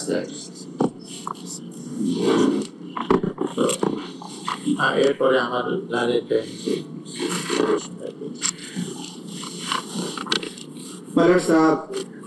আমি এখন সুনির্দিষ্ট অভিযোগের মধ্যে যাব। বিফোর দ্যাট পেজ 60 তে আমি একটা ছোট্ট বিষয় যেটা এই মামলার ফর্মাল চার্জের সাথে অসম্ভব গুরুত্বপূর্ণ সেটার প্রতি একটু দৃষ্টি আকর্ষণ করার পরেই আমি সুনির্দিষ্ট চার্জের দিকে চলে যাব। পেজ 60 তে ব্যক্তি পূজা এবং পারিবারিক উত্তরাধিকার, এই যে বাংলাদেশে ক্রাইমস এগেইনস্ট হিউম্যানিটি সংগঠনের পেছনে যে মনস্তাত্ত্বিক কারণগুলো ছিল সেটা এখানে বিশ্লেষণ করা হয়েছে। যেহেতু আওয়ামী লীগ মনে করে যে শুধুমাত্র শেখ মুজিবুর রহমানই বাংলাদেশের স্বাধীনতার একক কারিগর এবং তাকে বাংলাদেশের রাজনৈতিক ক্ষমতা এক ধরনের পারিবারিক উত্তরাধিকার হিসেবে চিত্রিত করে শেখ মুজিবের কন্যা হিসেবে শেখ হাসিনাকে জাতির অভিভাবক রূপে উপস্থাপন করা হয়। শেখ হাসিনা পরিবারের বিভিন্ন সদস্যদের নামে বাংলাদেশের বিভিন্ন স্থাপনার নামকরণ করা হয়। শেখ পরিবারের নিরাপত্তার জন্য বিশেষ আইন, শেখ পরিবারের বিভিন্ন ব্যক্তিগত ঘটনাকে জাতীয় দিবস হিসেবে উদযাপন, যে কোনো মাধ্যমে শেখ পরিবারের জন্য অবমাননাকার বিবেচিত হতে পারে এমন বক্তব্য বা লেখা নিষিদ্ধকরণ এবং শাস্তি প্রদান ইত্যাদি মাধ্যমে বাংলাদেশের গণতান্ত্রিক শাসন ব্যবস্থার চরম অবমাননা করে এক ধরনের ব্যক্তি তথা পরিবার কেন্দ্রিক সৌর শাসন প্রতিষ্ঠার অপচেষ্টা করা হয়। এমনকি সংবিধান সংশোধন করে শেখ মুজিবুর রহমানের এবং প্রধানমন্ত্রী হিসেবে তার নিজের ছবি সরকারি সহ সকল প্রতিষ্ঠানে প্রদর্শনপূর্বক ঝুলিয়ে রাখতে বাধ্য করা হয়। সারা দেশে হাজার হাজার কোটি টাকা রাষ্ট্রীয় কোষাগার হতে অপব্যয় করে শেখ মুজিবুর রহমানের মুরাল, মূর্তি এবং প্রতিকৃতি তৈরি করা হয়। শেখ মুজিবকে দেবতা স্বরূপ পূজনীয় রূপে কোমলমতি শিশুদের সামনে উপস্থাপন করার উদ্দেশ্যে শিক্ষা প্রতিষ্ঠানে মুজিবের জন্ম মৃত্যুবার্ষিকী সহ বিভিন্ন দিবস পালনে বাধ্য করা, প্রতিষ্ঠানের প্রতিকৃতি এবং মুরালের নামে মূর্তি স্থাপন, স্কুলের অ্যাসেম্বলিতে শেখ মুজিবের বন্দনা গাইতে শপথনামার পরিবর্তন, সকল অফিস আদালতে মুজিব কর্নার স্থাপনে বাধ্য করা, শেখ মুজিব সংক্রান্ত বই সকল প্রতিষ্ঠানে রাখতে বাধ্য করা, সরকারি সকল নথি চিঠির উপরে শেখ মুজিবের ছবি সম্বলিত লোগো স্থাপনের সরকারি আদেশ দ্বারা বাধ্য করা, শেখ পরিবারের বিভিন্ন সদস্যদের নামে শত শত প্রতিষ্ঠান সহ রাস্তাঘাট, ব্রিজ, কালভার্টের নামকরণ, জন্ম মৃত্যু দিবস পালনে বাধ্য করা, অঙ্কন প্রতিযোগিতা, ক্রীড়া প্রতিযোগিতার নামে জাতির সামনে পূজনীয় হিসাবে উপস্থাপনের চেষ্টা করা হয়। শেখ মুজিবুর রহমানের মূর্তি স্থাপন সহ মুজিব বন্দনায় রাষ্ট্রের 4000 কোটি টাকারও বেশি খরচ হয়। সকল প্রিন্ট এবং ইলেকট্রনিক মিডিয়ায় নিয়মিতভাবে মুজিব বন্দনা প্রকাশ এবং সম্প্রচার করতে বাধ্য করা হয়। মানে আমি এখন ঘটনা প্রবাহের দিকে চলে যাচ্ছি। I will jump up to page 95। আমরা ঘটনা প্রবাহ লম্বা বর্ণনা দিয়েছি, আমি এখানে ঘটনা প্রবাহ 9 থেকে সামনের দিকে প্লেস করে যাচ্ছি। পেজ 95, প্যারাগ্রাফ নম্বর 3.9। 3রা আগস্ট 2024 সারা দেশে বিক্ষোভ মিছিল এবং শহীদ মিনারের সমাবেশ। বৈষম্য বিরোধী ছাত্র আন্দোলনের 9 দফা দাবির পক্ষে এবং সারা দেশে ছাত্র ও সাধারণ মানুষের উপর পুলিশ এবং ছাত্রলীগের নৃশংস হামলা এবং হত্যার প্রতিবাদে 3রা আগস্ট শনিবার বাংলাদেশের প্রায় প্রতিটি জেলার শহরে বিক্ষোভের রাজপথ উত্তাল হয়ে ওঠে। কোটা সংস্কার আন্দোলনের এই পর্বে শুধু শিক্ষার্থী নয়, শিক্ষক, অভিভাবক, আইনজীবী, সাংস্কৃতিক কর্মী, পেশাজীবী, শ্রমজীবী, সাধারণ মানুষ একসঙ্গে রাজপথে নেমে আসে। সবার মুখে এক স্লোগান, দাবি এক, দফা এক, শেখ হাসিনার পদত্যাগ। বৈষম্য বিরোধী ছাত্র আন্দোলনের ডাকে শনিবার রাজধানী সহ দেশের বিভিন্ন অঞ্চলে বিক্ষোভে উত্তাল হয়ে ওঠে। বিক্ষোভ মিছিলে যোগ দেন শিক্ষক, শিক্ষার্থী, সাংস্কৃতিক কর্মী, সাহিত্যিক থেকে শুরু করে সর্বস্তরের মানুষ। রাজধানীর আফতাবনগর, বাড্ডা, রামপুরা, বনশ্রী, মিরপুর 10, সায়েন্স ল্যাব সহ বিভিন্ন পয়েন্টে সকাল থেকে বিক্ষোভ শুরু হয়। পরে অনেক এলাকা থেকে খন্ড খন্ড বিক্ষোভ মিছিল নিয়ে শহীদ মিনারে জড়ো হতে থাকেন তারা। বেলা 3টার দিকে ছাত্র জনতার ঢল নামে সেখানে। এছাড়া গাজীপুর, চট্টগ্রাম, কুমিল্লা, সিলেট, নোয়াখালী, বরিশাল, বগুড়া, রাজশাহী, ফরিদপুরে বিক্ষোভে যোগ দেন হাজারো মানুষ। এর মধ্যে অনেক জায়গায় পুলিশ বিক্ষোভকারীদের উপর দফায় দফায় হামলা চালিয়েছে। এই ঘটনায় কমপক্ষে এক ব্যবসায়ী শহীদ এবং 28 জন গুলিবিদ্ধ সহ 2 শতাধিক মানুষ আহত হয়েছেন। গাজীপুরে শ্রীপুরে গুলিবিদ্ধ হয়ে এক ব্যবসায়ী শহীদ হন, সেখানে পুলিশের হামলায় কমপক্ষে 23 জন গুলিবিদ্ধ, শতাধিক লোক আহত হয়েছেন। কুমিল্লায় ছাত্রলীগ যুবলীগের হামলায় 5 শিক্ষার্থী গুলিবিদ্ধ, আহত হয়েছে 30 জন। আন্দোলনকারী শিক্ষার্থীরা বেলা 11টার দিকে বিক্ষোভ মিছিল নিয়ে ঢাকা ময়মনসিংহ মহাসড়কের মাওনা চৌরাস্তায় উড়াল সেতুর নিচে গেলে তাদের সম্মিলিত বাধা দেয় পুলিশ, আওয়ামী লীগ এবং সংগঠনের নেতাকর্মীরা। পরে দুপুর 12টার দিকে বিপুল সংখ্যক পুলিশ এসে শিক্ষার্থীদের উপর গুলি বর্ষণ করে। এ সময় 9 আন্দোলনকারী গুলিবিদ্ধ হন, যাদের মধ্যে 6 জন গুরুতর আহত ছিলেন। মাওনা শ্রীপুর সড়কের পাশে মাওনা হাইওয়ে সড়কে আন্দোলনকারীরা বিক্ষোভ প্রদর্শনকালে শ্রীপুর থানা, জেলা পরিষদ বিপুল সংখ্যক সদস্য পুলিশ এসে এলোপাতাড়ি গুলি ছুড়ে আন্দোলনকারীদের ছত্রভঙ্গ করে। এ সময় পুলিশের গুলিতে জাহাঙ্গীর মুন্সি নামে এক লেপ তোষক ব্যবসায়ী ঘটনাস্থলে শহীদ হন এবং 14 জন আন্দোলনকারী গুলিবিদ্ধ হন। ফরিদপুর সংঘর্ষে আহত হয় 15 জন। মানে আমি প্রত্যেকটা ডিস্ট্রিক্টে এটা যে ওয়াইড স্প্রেড অ্যান্ড সিস্টেম্যাটিক ছিল, গোটা বাংলাদেশ জুড়ে ছিল, সেগুলো সংক্ষিপ্ত বর্ণনা আমরা এখানে এনেছি। আমি নামগুলো করে যাচ্ছি কোন কোন জায়গায় কতজন মানুষ শহীদ হয়েছিলেন। ফরিদপুরে 15 জন, শরীয়তপুরে এইখানে হামলা হয়, নওগাঁতে হয়, গাজীপুরে হয়, পঞ্চগড়ে হয়, ময়মনসিংহে হয়, হবিগঞ্জে হয়, কক্সেস বাজারে হয়, মাওলানা ভাসানী বিজ্ঞান ও প্রযুক্তি বিশ্ববিদ্যালয়ের শিক্ষার্থীরা অংশ নেয়, কুমিল্লাতে হয়, সিলেটের কোম্পানিগঞ্জ, বগুড়ায় বিক্ষোভকারীদের পুলিশ ছত্রভঙ্গ করতে কাঁদানো গ্যাসের শেল, সাউন্ড গ্রেনেড ও রাবার বুলেট ছড়ে এতে 6 জন গুলিবিদ্ধ হয় গতকাল বিকাল 4টার দিকে। মানে ওই দিন তার আগের দিন শহরের সাতমাথা থেকে মিছিল নিয়ে শহর প্রদক্ষিণের সময় ঘটনা ঘটে। ওই দিন সেনাপ্রধান তার অধীনস্থ অফিসারদের নিয়ে একটি গুরুত্বপূর্ণ বৈঠকে বসেন এবং সেখানে জুলাই বিপ্লবে আন্দোলনকারীদের উপরে গুলি ছোড়ার বিষয়ে সেনাবাহিনীর অফিসাররা অনাগ্রহ প্রকাশ করলে সেনাপ্রধান রক্তপাত না ঘটানোর সিদ্ধান্ত গ্রহণ করেন। তৎকালীন প্রধানমন্ত্রী আসামি এইটা আমার 4 তারিখে আমরা বর্ণনা দিচ্ছি, সরি আমি 3 তারিখে বর্ণনা দিচ্ছি। তৎকালীন প্রধানমন্ত্রী আসামি শেখ হাসিনা, তৎকালীন স্বরাষ্ট্রমন্ত্রী আসাদুজ্জামান খান কামাল, তৎকালীন আইজিপি আব্দুল্লাহ মামুন উল্লেখিত অপরাধ সংগঠনের উস্কানি, প্ররোচনা, উৎসাহ, সর্বোপরি তাদের অধস্তনদের নির্দেশ প্রদানের মাধ্যমে উপরোক্ত মানবতা বিরোধী অপরাধ সংগঠন করেছে। ঘটনা 10 4 আগস্ট 2024 অসহযোগ আন্দোলন এবং ইতিহাসের জঘন্যতম হত্যাকাণ্ড। সকাল 10টা থেকেই শাহবাগে শেখ মুজিব বিশ্ববিদ্যালয় হাসপাতালের সামনে ছাত্রলীগ, আওয়ামী লীগ এবং নেতাকর্মীরা জড়ো হতে সশস্ত্র অবস্থানে থাকে।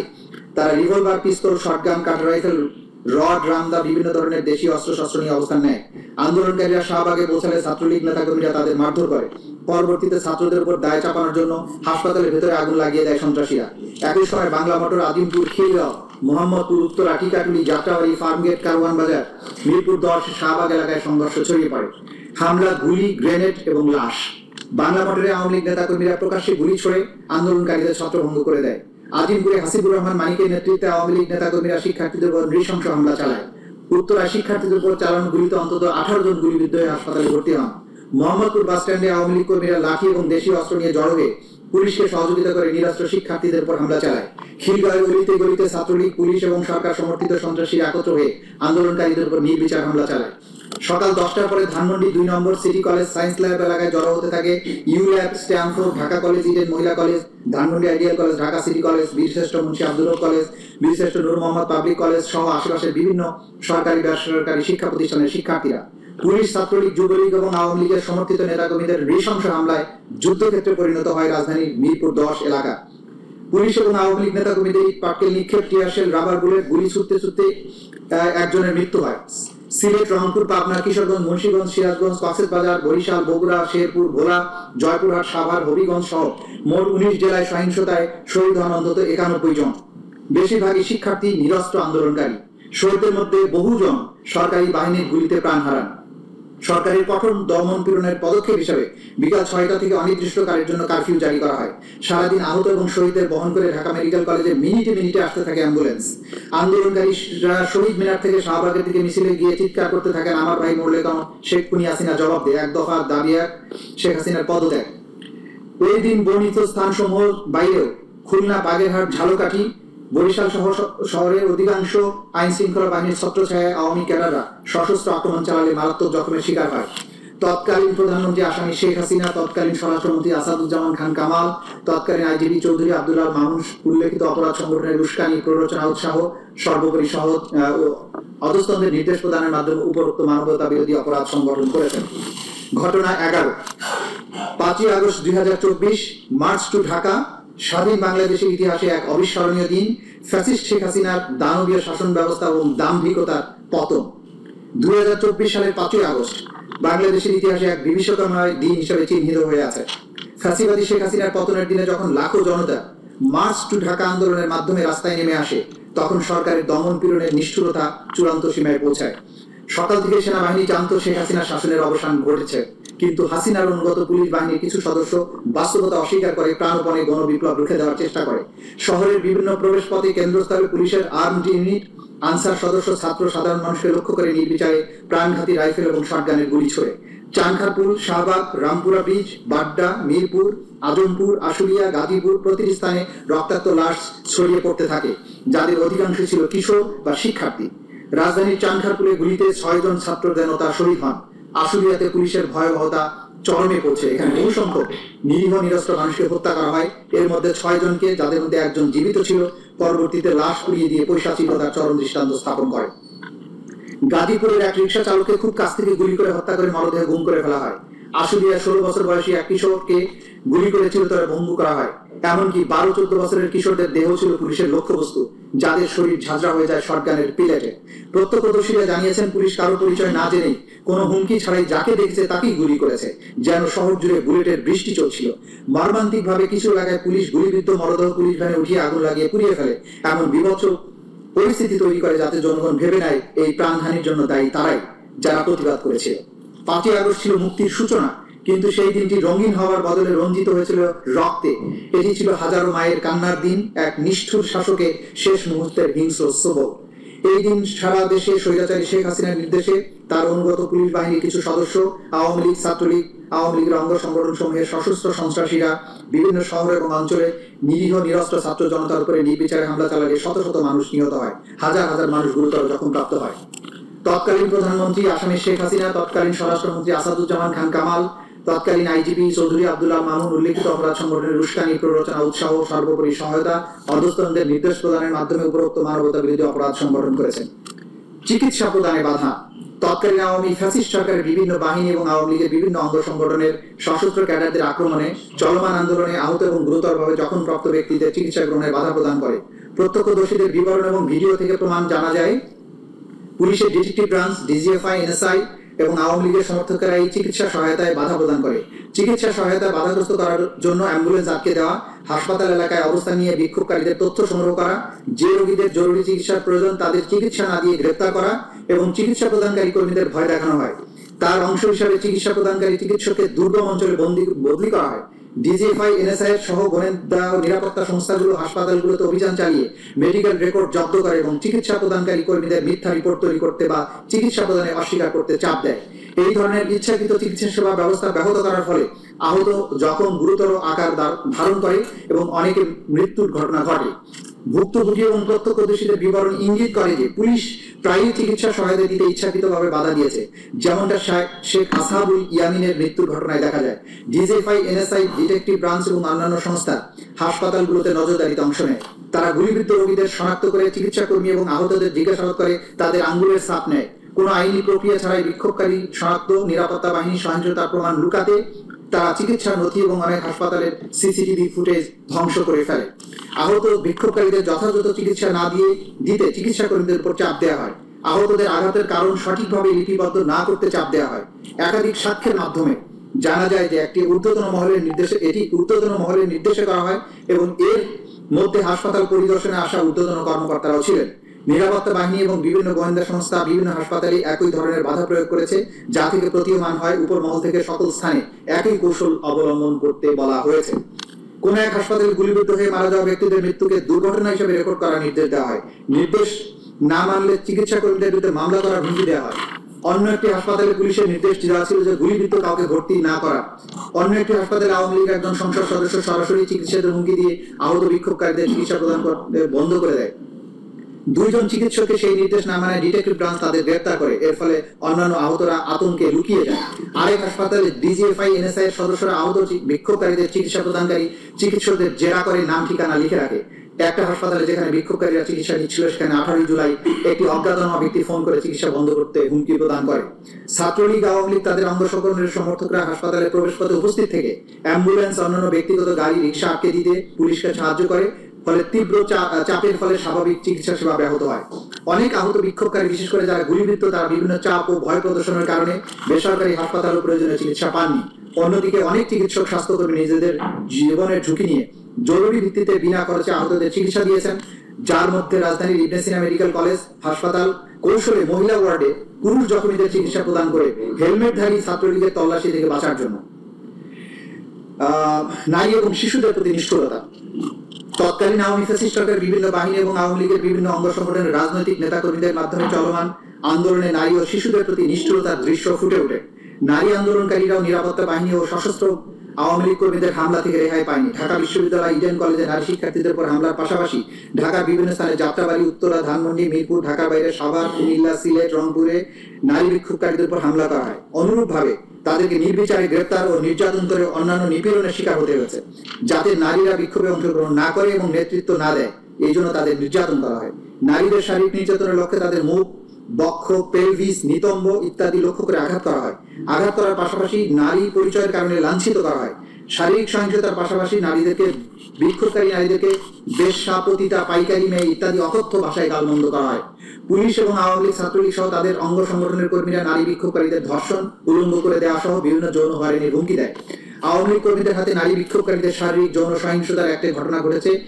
আগস্টের প্রথম দিকে ঢাকায় বাঁশের লাঠি হাতে কয়েকজন পুরুষ এক মহিলাকে আটকিয়ে তিন আন্দোলনকারী কিনা জানতে চায়। তার ব্যাগ এবং ফোন তল্লাশি করে একটি বাংলাদেশের পতাকা পাওয়ায় তার চুল টেনে ধরে, পোশাক ছিঁড়ে ফেলে ও বক্ষ নিতম্বে চাপ দিয়ে ধরে রাখে, অশ্লীল গালিগালাজ করে। আরেক ঘটনায় দুই ছাত্রলীগ কর্মী একজন নারী বিক্ষোভকারীকে তার পরিবারের অন্যান্য নারী সদস্যদের ধর্ষণের হুমকি দেয়, তাকে শারীরিকভাবে লাঞ্ছিত করে, বক্ষ গোপনাঙ্গে হাত দেয়, অশ্লীল মন্তব্য করে। পরবর্তী সেই ভুক্তভোগী নারীকে আবারও ফোন করে ধর্ষণের হুমকি দেওয়া হয়। প্রত্যক্ষদর্শীদের থেকে জানা যায় যে কুমিল্লা ছাত্রলীগের কর্মীরা বেশ কয়েকজন নারী বিক্ষোভকারীকে আক্রমণ করেছিল, যাদের মধ্যে দুজন শিক্ষার্থী ছিল। তাদের প্রথমে আটক করা হয়, পরে শারীরিক নিগ্রহের পর পুলিশে হস্তান্তর করা হয়। এই আন্দোলনে বিপুল সংখ্যক শিশু কিশোর সক্রিয়ভাবে অংশগ্রহণ করে, যাদের মধ্যে উচ্চ বিদ্যালয়, কলেজ, ধর্মীয় মাদ্রাসার শিক্ষার্থী, অল্প বয়সী শ্রমিকও ছিল। আবার কেউ কেউ কৌতূহলবশত রাস্তায় বিক্ষোভ পর্যবেক্ষণ করছিল। অপরদিকে আন্দোলন দমনে আওয়ামী লীগ ক্যাডারদের সাথে অর্থনৈতিকভাবে অসচ্ছল পরিবার থেকে আসা সদস্যদেরও দেখা গেছে, যাদেরকে আওয়ামী লীগ অর্থ দিয়ে ভাড়া করে আন্দোলনকারীদের বিরুদ্ধে ব্যবহার করেছিল। আওয়ামী লীগ এই শিশুদের সহিংসতা জড়াতে অর্থায়ন করেছে।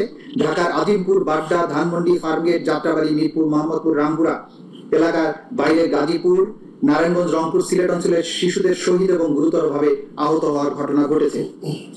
উল্লেখিত ঘটনা ছাড়াও নিরাপত্তা বাহিনী নির্বিচার রাইফেল এবং শটগানের প্রাণঘাতী গুলি ব্যবহার করে শিশু বিক্ষোভকারীদের হত্যা করেছে। উদাহরণস্বরূপ মোহাম্মদপুরে শান্তিপূর্ণ বিক্ষোভকারী জনতার উপর নির্বিচারে গুলি চালায়। এতে 17 বছরের বয়সী এক নিরস্ত্র শিক্ষার্থী মাথায় গুলিবিদ্ধ হয়ে 19 জুলাই শহীদ হয়। 18 জুলাই ধানমন্ডিতে আরেক 12 বছর বয়সী শিশু পুলিশের গুলিবর্ষণে প্রায় 200-র মতো ধাতব পেলেট শরীরে বিদ্ধ হয়ে আভ্যন্তরীণ রক্তক্ষরণে মারা যায়। আর অনেক শিশু আজীবনের জন্য পঙ্গুত্ব বরণ করেছে। অনেক শিশু গুরুতর আহত হয়েছে। আওয়ামী লীগের সমর্থকদের গুলিতে 16 বছর বয়সী এক কিশোরের পায়ে গুলি লাগায়, শেষ পর্যন্ত তার পা কেটে ফেলতে হয়। পুলিশের নির্বিচার গুলিতে ধাতব পেলেটের আঘাতে 17 বছরের কিশোরের উভয় চোখ বন্ধ হয়ে যায়। সবগুলো ঘটনা OSCHR এর প্রতিবেদন থেকে পাওয়া গেছে। শহীদদের মধ্যে খুবই অল্প বয়সী শিশু ছিল, যারা বাবা মায়ের সঙ্গে বিক্ষোভ মিছিলে গিয়েছিল বা ঘটনাস্থলের আশেপাশে দাঁড়িয়েছিল। নারায়ণগঞ্জে 6 বছর বয়সী একটি মেয়ে বাড়ির ছাদের উপর দাঁড়িয়ে বিক্ষোভ দেখার সময় মাথায় গুলিবিদ্ধ হয়ে শহীদ হয়। শিশুদের যেন তেন গ্রেফতার করে বিভিন্ন থানা, ডিটেকটিভ ব্রাঞ্চের কার্যালয় কিংবা কারাগারে প্রাপ্তবয়স্কদের সঙ্গে একই কক্ষে আটকে রাখা হতো। সেখানে তাদের নির্যাতন এবং অপদস্থ করা হতো। স্বীকারোক্তি আদায়ের লক্ষ্যে তাদের জবরদস্তিও করা হতো। তাছাড়া বেশ কয়েকজন কিশোর ছেলেকে আটক করে পুলিশ সদর দপ্তরের counter terrorism and transnational crime CTTC শাখায় প্রাপ্তবয়স্কদের সাথে একই কক্ষে আটকে রাখা হতো। রংপুরে 16 বছর বয়সী এক কিশোরকে বিনা বিচারে 13 দিন আটক রাখা হয়েছিল। ওই কিশোর সহ আরো অনেককে গ্রেফতার করা হয়েছিল আবু সাইদের হত্যার ঘটনার মোড় ঘুরিয়ে দেওয়ার জন্য। 17 বছর বয়সী এক কিশোরকে পুলিশ কর্মকর্তা হত্যার দায় স্বীকার করানোর জন্য যাত্রাবাড়ি থানায় 2 দিন ধরে পুলিশ হেফাজতে নির্যাতন করেছিল। এরপর তাকে ডিটেকটিভ ব্রাঞ্চ কার্যালয়ে নিয়ে পুনরায় নির্যাতন করা হয়েছিল। আটক রাখার 3 দিন পরে এসে ওই কিশোরকে আদালতে হাজির করা হলে বিচারক তাকে আরো 7 দিনের রিমান্ডে রাখার নির্দেশ দেন। প্রাপ্তবয়স্ক বন্দীদের সঙ্গে রাখা হবে জেনেও, যদিও কিশোরের পক্ষে আইনজীবী আদালতের কাছে বলেছিলেন ভুক্তভোগী আসলে একজন শিশু। এই ঘটনাটি গণমাধ্যমে প্রচারের পরে আরেক বিচারক কিশোরটিকে বিশেষ শিশু হেফাজত কেন্দ্রে রাখার নির্দেশ দেন। সেখানে ওই কিশোর 6 আগস্ট পর্যন্ত আটক ছিল। জুলাই মাসের 15 তারিখ থেকে আগস্টের 5 তারিখ পর্যন্ত কমপক্ষে 118 জন শিশু, কমপক্ষে 13 জন নারীকে হত্যা করা হয়। এরপরে আসামিদের পরিচিতি। আসামি শেখ হাসিনার বিস্তারিত পরিচয় আমরা উল্লেখ করেছি। তার বিরুদ্ধে কি কি মামলা আছে সেগুলো আমরা বলেছি। আসাদুজ্জামান খান কামালের পরিচয় দিয়েছি, চৌধুরী আব্দুল আল মামুনের পরিচয় দিয়েছি। এবার আমি চলে আসছি পেজ 108-এ। আসামিদের বিরুদ্ধে মানবতা বিরোধী অপরাধের বিবরণ।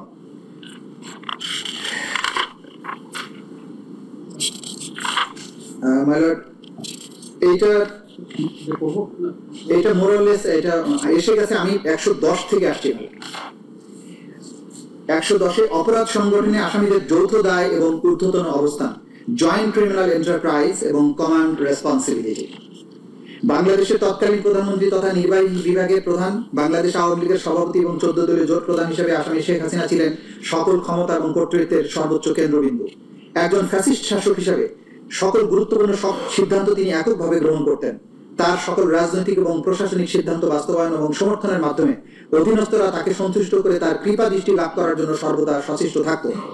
জুলাই বিপ্লবে সংঘটিত সকল মানবতা বিরোধী অপরাধের প্রধান এবং একমাত্র কারণ ছিল যে কোনো মূল্যে শেখ হাসিনাকে ক্ষমতায় টিকিয়ে রাখা। সেদিক থেকে বিবেচনা করলে জুলাই বিপ্লবে সংঘটিত সকল অপরাধের নিউক্লিয়াস ছিলেন শেখ হাসিনা। তার অধীনস্থ অন্যান্য অপরাধীরা বিশ্বাস করত যে শেখ হাসিনা ক্ষমতায় টিকে থাকলে তারাও টিকে থাকবে এবং সকল অপরাধ করা সত্ত্বেও তারা নিরাপদে থাকবে এবং আনুগত্যের জন্য পুরস্কৃত হবে। শেখ হাসিনা ছিলেন সকল অপরাধীর প্রাণভোমরা। তৎকালীন স্বরাষ্ট্রমন্ত্রী, আওয়ামী লীগের নেতা এবং অন্যতম নীতি নির্ধারক কুখ্যাত গ্যাং অফ ফোরের অন্যতম সদস্য ছিলেন আসামি আসাদুজ্জামান খান কামাল। জুলাই বিপ্লব চলাকালে আন্দোলন দমনে শেখ হাসিনা নেওয়া সকল পদক্ষেপ বাস্তবায়নের সিদ্ধান্ত হতো আসামি আসাদুজ্জামান খান কামালের নেতৃত্বাধীন কোর কমিটির বৈঠকে, যা তার ধানমন্ডির বাসায় অনুষ্ঠিত হতো। স্বরাষ্ট্রমন্ত্রী হিসেবে আইন শৃঙ্খলা বাহিনীর পূর্ণ নিয়ন্ত্রক ছিলেন আসামি আসাদুজ্জামান খান কামাল। তৎকালীন আইজিপি চৌধুরী আব্দুল্লাহ মামুন ছিলেন পুলিশের প্রধান হিসেবে আইন শৃঙ্খলা বাহিনীর অন্যতম নিয়ন্ত্রক এবং স্বরাষ্ট্রমন্ত্রীর সহযোগী। আন্দোলন দমনে নিরস্ত্র ছাত্র জনতার উপর নির্বিচারে গুলিবর্ষণের সিদ্ধান্ত বাস্তবায়ন হচ্ছে কিনা তা তারা সার্বক্ষণিকভাবে তত্ত্বাবধানের অংশ হিসেবে সরজমিনে পরিদর্শনে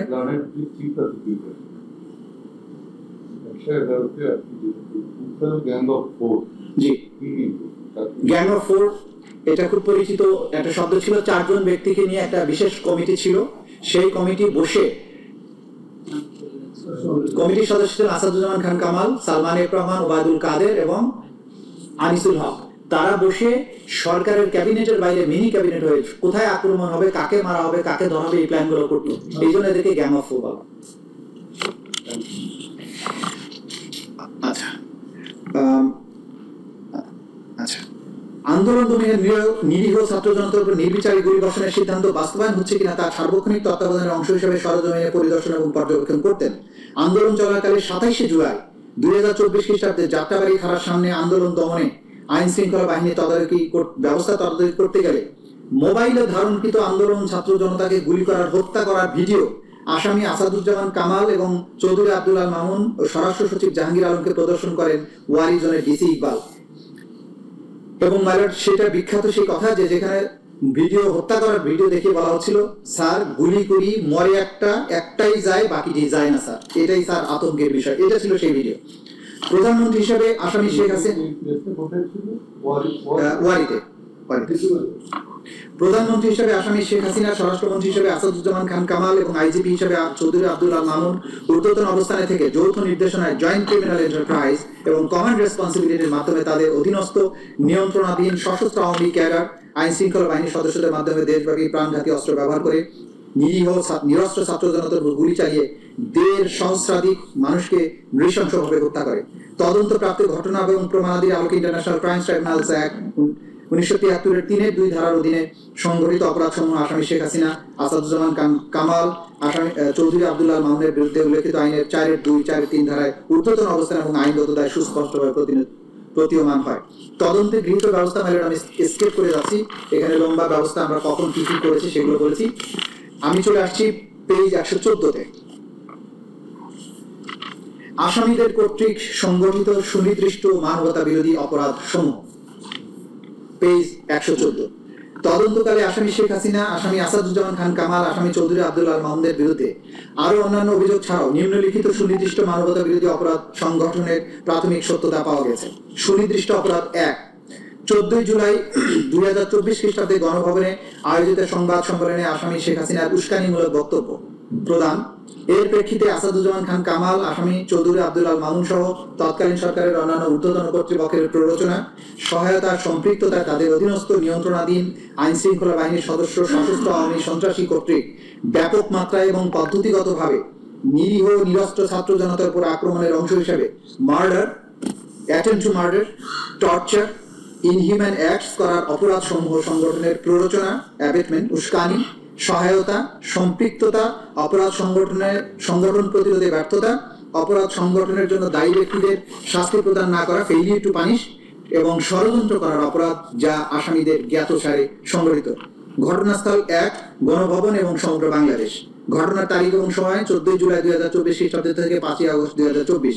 অপরাধের ধরন হত্যা, মার্ডার, হত্যা চেষ্টা, অ্যাটেম্পট টু মার্ডার, নির্যাতন, টর্চার, অন্যান্য অমানবিক আচরণ, ইনহিউম্যান অ্যাক্টস, করার অপরাধ সমূহ সংগঠনের প্ররোচনা, অ্যাবেটমেন্ট, উস্কানি, ইনসাইটমেন্ট, সহায়তা, ফ্যাসিলিটেট, সম্পৃক্ততা, কমপ্লিসিটি, অপরাধ সংগঠন এবং প্রতিরোধে ব্যর্থতা, ফেলিওর টু প্রিভেন্ট, ষড়যন্ত্র, কনস্পিরেসি মাধ্যমে the international crimes tribunals act 1973 এর 32AGH 414243 ধারার মানবতা বিরোধী অপরাধ সংগঠন, যা এই আইনের 20(2) এবং 20(a) ধারায় শাস্তিযোগ্য।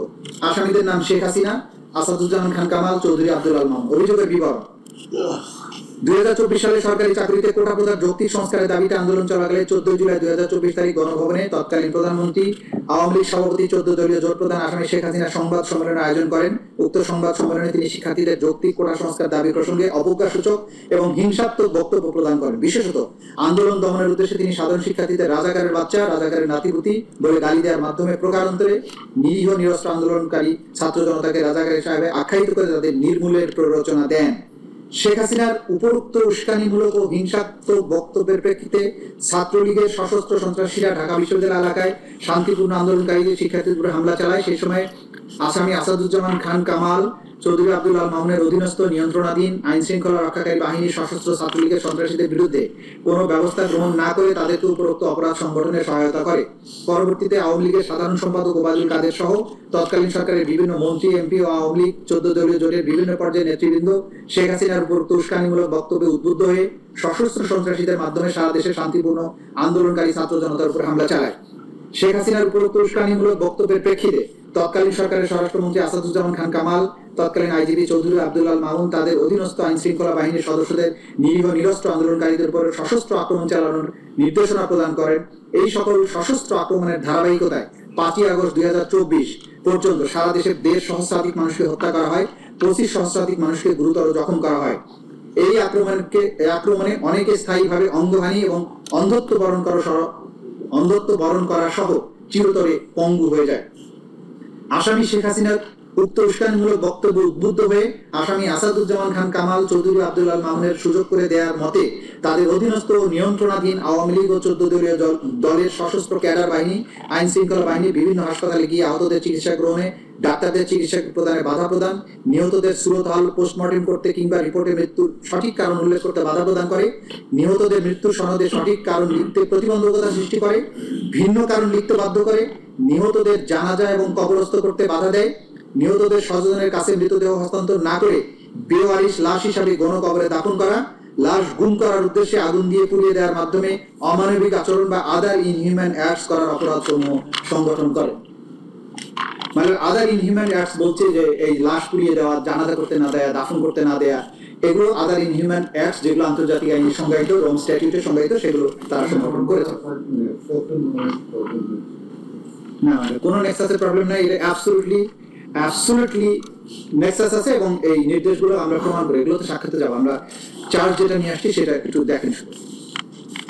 বাংলাদেশের তৎকালীন প্রধানমন্ত্রী তথা নির্বাহী বিভাগের সর্বোচ্চ স্থান থেকে রাজনৈতিকভাবে বাংলাদেশ আওয়ামী লীগ এবং তার অঙ্গ সংগঠনসমূহের দলীয় প্রধান এবং 14 দলীয় জোটের প্রধান হিসাবে সুপিরিয়র স্ট্যাটাস থেকে আসামি শেখ হাসিনার উক্ত উস্কানিমূলক বক্তব্য, ষড়যন্ত্রমূলক পরিকল্পনা ও নির্দেশনায় তার অধীনস্থ নিয়ন্ত্রণাধীন রাজনৈতিক ক্যাডার বাহিনী, তৎকালীন স্বরাষ্ট্রমন্ত্রী আসাদুজ্জামান খান কামাল, কোর কমিটি এবং গ্যাং অফ 4 এর সদস্য, পুলিশ প্রধান তৎকালীন আইজিপি চৌধুরী আব্দুল আল মামুন তাদের অধীনস্থ নিয়ন্ত্রণাধীন আইন শৃঙ্খলা রক্ষাকারী বাহিনীর মাধ্যমে ঢাকা শহর থেকে শুরু হয়ে ব্যাপক মাত্রায় ওয়াইড স্প্রেড এবং পদ্ধতিগতভাবে সিস্টেম্যাটিক সমগ্র দেশব্যাপী আন্দোলনরত নিরীহ নিরস্ত্র ছাত্র জনতার উপর হত্যার চেষ্টা, নির্যাতন এবং অমানবিক আচরণ সহ মানবতা বিরোধী অপরাধ পরিচালিত হয়। উল্লেখিত আক্রমণ সহ অপরাধ আসামিদের জ্ঞাতসারে পরিচালিত হয়। এখানে কাজের মাধ্যমে আসামিগণ হত্যার প্রচেষ্টা, নির্যাতন, অমানবিক আচরণ করার অপরাধ সমূহ সংগঠনের প্ররোচনা, সহায়তা, ফ্যাসিলিটেট, অপরাধ সংগঠনের প্রতিরোধে ব্যর্থতা, ষড়যন্ত্রের মাধ্যমে the international crimes tribunal act 1973 এর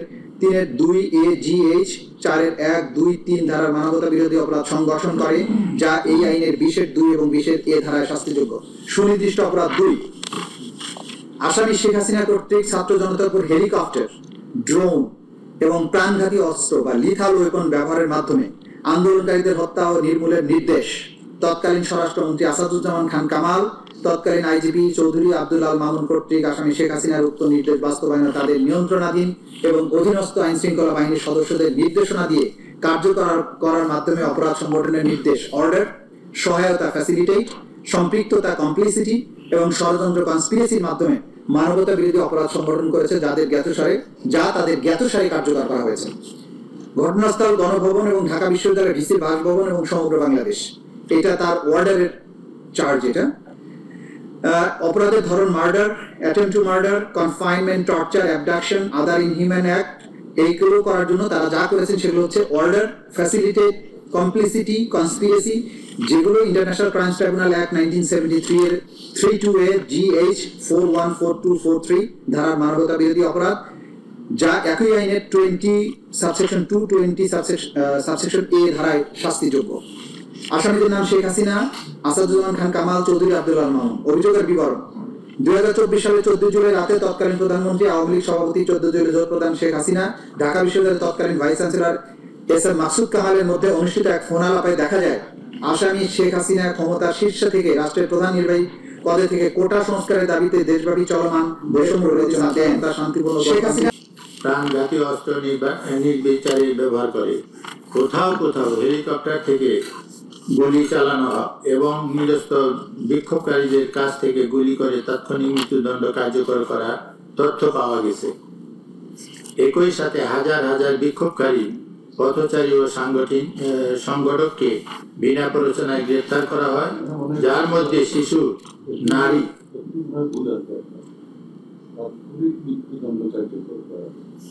কার্যকর করার তথ্য পাওয়া গেছে। দণ্ড না, মৃত্যু কার্যকর।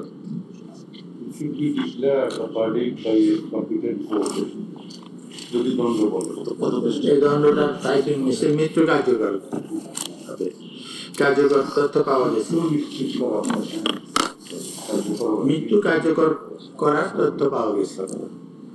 মৃত্যু।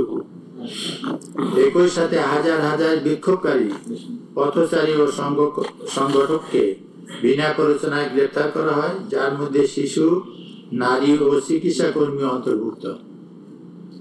শুধু 17 থেকে 29 জুলাইয়ের মধ্যে 10,000-এর বেশি গ্রেফতারের তথ্য পাওয়া যায়।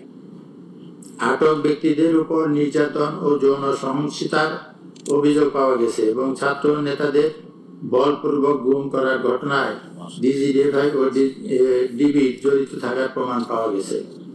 এছাড়া আহত বিক্ষোভকারীদের চিকিৎসা সেবায় বাধা দিতে হাসপাতাল থেকে জোরপূর্বক গ্রেপ্তার, চিকিৎসকদের হুমকি এবং সিসিটিভি ফুটেজ জব্দের মাধ্যমে চিকিৎসা কার্যক্রম প্রতিহত করা হয়। নারী আন্দোলনকারীদের বিরুদ্ধে নির্যাতন, ধর্ষণের হুমকি এবং সামাজিকভাবে হেয় করার উদ্দেশ্যে নিপীড়নের নির্দেশও পাওয়া গেছে।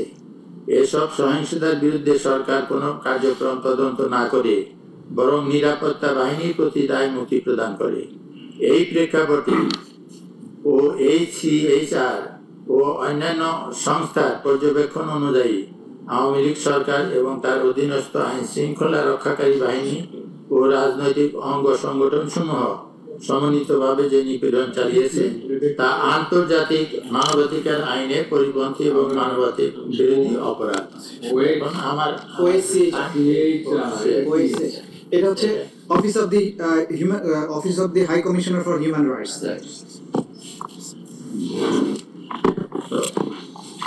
এরপরে আমার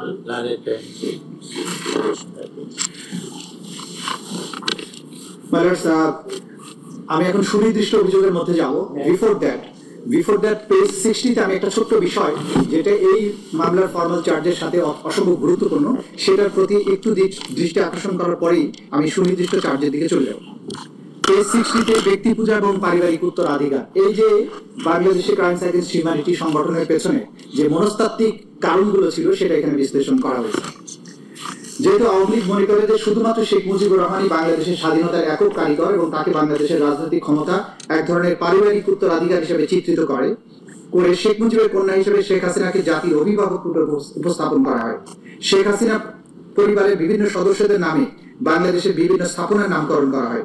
শেখ পরিবারের নিরাপত্তার জন্য বিশেষ আইন, শেখ পরিবারের বিভিন্ন ব্যক্তিগত ঘটনাকে জাতীয় দিবস হিসেবে উদযাপন, যে কোনো মাধ্যমে শেখ পরিবারের জন্য অবমাননাকর বিবেচিত হতে পারে এমন বক্তব্য বা লেখা নিষিদ্ধকরণ এবং শাস্তি প্রদান ইত্যাদি মাধ্যমে বাংলাদেশের গণতান্ত্রিক শাসন ব্যবস্থার চরম অবমাননা করে এক ধরনের ব্যক্তি তথা পরিবার কেন্দ্রিক স্বৈর শাসন প্রতিষ্ঠার অপচেষ্টা করা হয়। এমনকি সংবিধান সংশোধন করে শেখ মুজিবুর রহমানের এবং প্রধানমন্ত্রী হিসেবে তার নিজের ছবি সরকারি সহ সকল প্রতিষ্ঠানে প্রদর্শন পূর্বক ঝুলিয়ে রাখতে বাধ্য করা হয়। সারা দেশে হাজার হাজার কোটি টাকা রাষ্ট্রীয় কোষাগার হতে অপব্যয় করে শেখ মুজিবুর রহমানের মুরাল, মূর্তি এবং প্রতিকৃতি তৈরি করা হয়। শেখ মুজিবকে দেবতা স্বরূপ পূজনীয় রূপে কোমলমতি শিশুদের সামনে উপস্থাপন করার উদ্দেশ্যে শিক্ষা প্রতিষ্ঠানে মুজিবের জন্ম মৃত্যু বার্ষিকী সহ বিভিন্ন দিবস পালনে বাধ্য করা, প্রতিষ্ঠানের প্রতিকৃতি এবং মুরালের নামে মূর্তি স্থাপন, স্কুলের অ্যাসেম্বলিতে শেখ মুজিবের বন্দনা গাইতে শপথনামার পরিবর্তন, সকল অফিস আদালতে মুজিব কর্নার স্থাপনে বাধ্য করা, শেখ মুজিব সংক্রান্ত বই সকল প্রতিষ্ঠানে রাখতে বাধ্য করা, সরকারি সকল নথি চিঠির উপরে শেখ মুজিবের ছবি সম্বলিত লোগো স্থাপনের সরকারি আদেশ দ্বারা বাধ্য করা, শেখ পরিবারের বিভিন্ন সদস্যদের নামে শত শত প্রতিষ্ঠান সহ রাস্তাঘাট, ব্রিজ, কালভার্টের নামকরণ, জন্ম মৃত্যু দিবস পালনে বাধ্য করা, অঙ্কন প্রতিযোগিতা, ক্রীড়া প্রতিযোগিতার নামে জাতির সামনে পূজনীয় হিসাবে উপস্থাপনের চেষ্টা করা হয়। শেখ মুজিবুর রহমানের মূর্তি স্থাপন সহ মুজিব বন্দনায় রাষ্ট্রের 4000 কোটি টাকারও বেশি খরচ হয়। সকল প্রিন্ট এবং ইলেকট্রনিক মিডিয়ায় নিয়মিতভাবে মুজিব বন্দনা প্রকাশ এবং সম্প্রচার করতে বাধ্য করা হয়। মানে আমি এখন ঘটনা প্রবাহের দিকে চলে যাচ্ছি। I will jump up to page 95। আমরা ঘটনা প্রবাহ লম্বা বর্ণনা দিয়েছি, আমি এখানে ঘটনা প্রবাহ 9 থেকে সামনের দিকে প্লেস করে যাচ্ছি।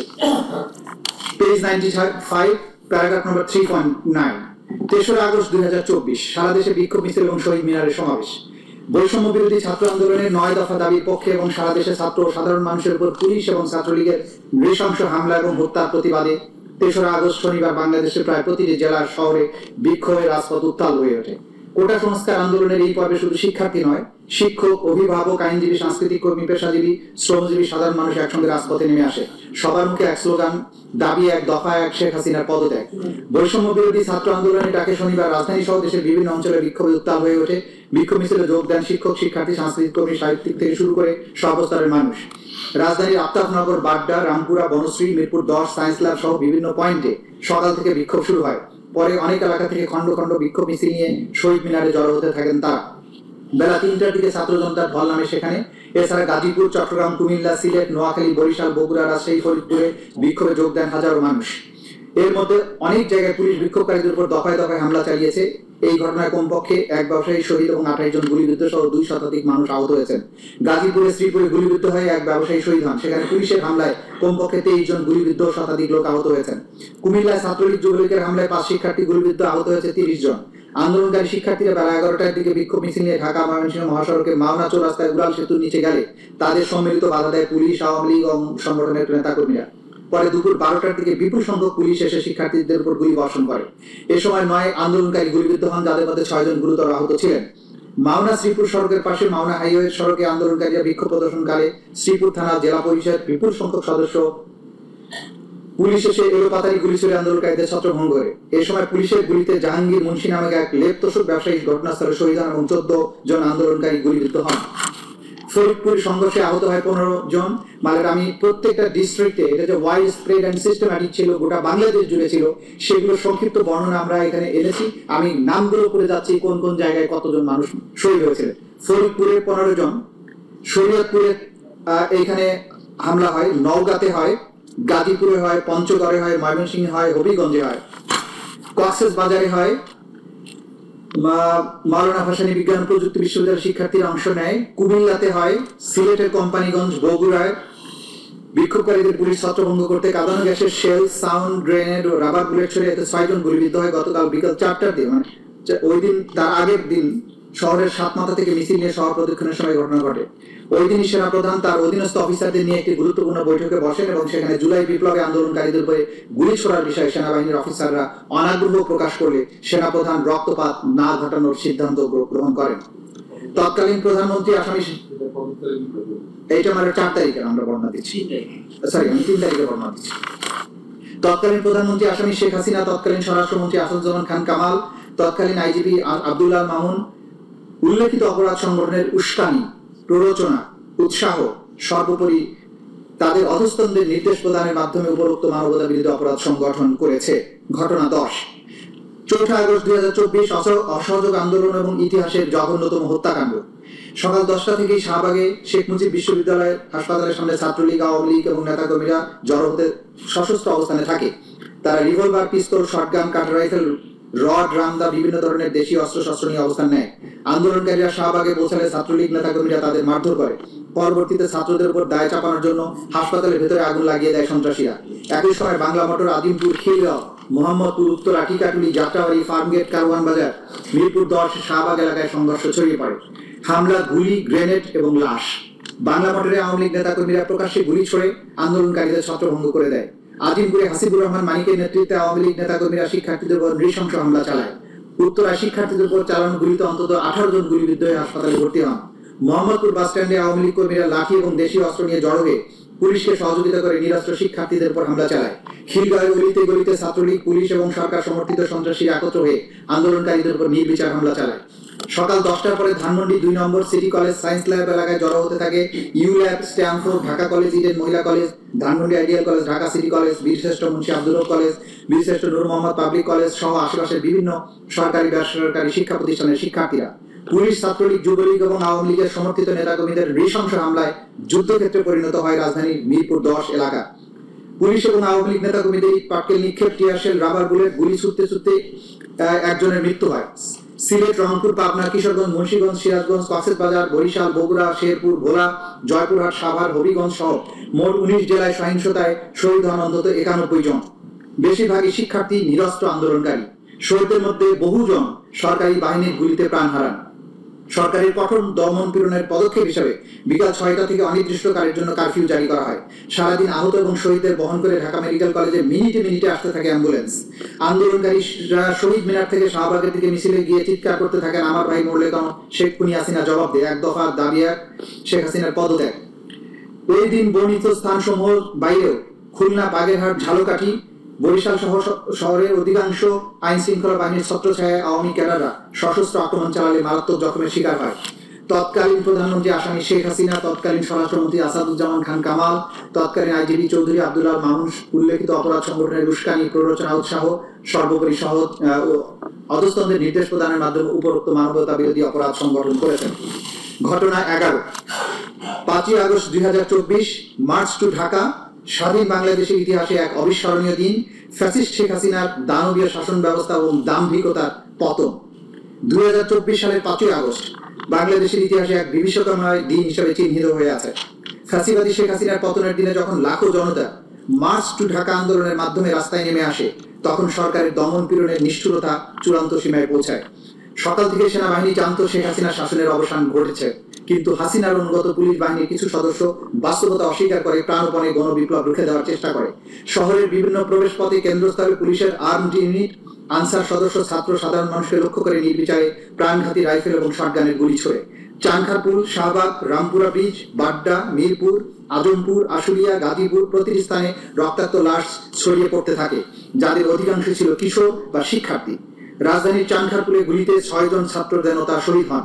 আশুলিয়াতে পুলিশের ভয়াবহতা চরমে পৌঁছে। এখানে বহু সংখ্যক নিরীহ নিরস্ত্র মানুষকে হত্যা করা হয়। এর মধ্যে 6 জনকে, যাদের মধ্যে একজন জীবিত ছিল, পরবর্তীতে লাশ পুড়িয়ে দিয়ে পৈশাচিকতার চরম দৃষ্টান্ত স্থাপন করে। গাজীপুরের এক রিক্সা চালককে খুব কাছ থেকে গুলি করে হত্যা করে মরদেহ গুম করে ফেলা হয়। আশুলিয়ায় 16 বছর বয়সী এক কিশোরকে গুলি করে চিরতরে ভঙ্গু করা হয়।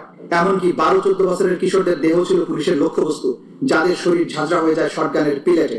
প্রত্যক্ষদর্শীরা জানিয়েছেন, পুলিশ কারো পরিচয় না জেনেই, কোনো হুমকি ছাড়াই যাকে দেখেছে তাকেই গুলি করেছে, যেন শহর জুড়ে বুলেটের বৃষ্টি চলছিল।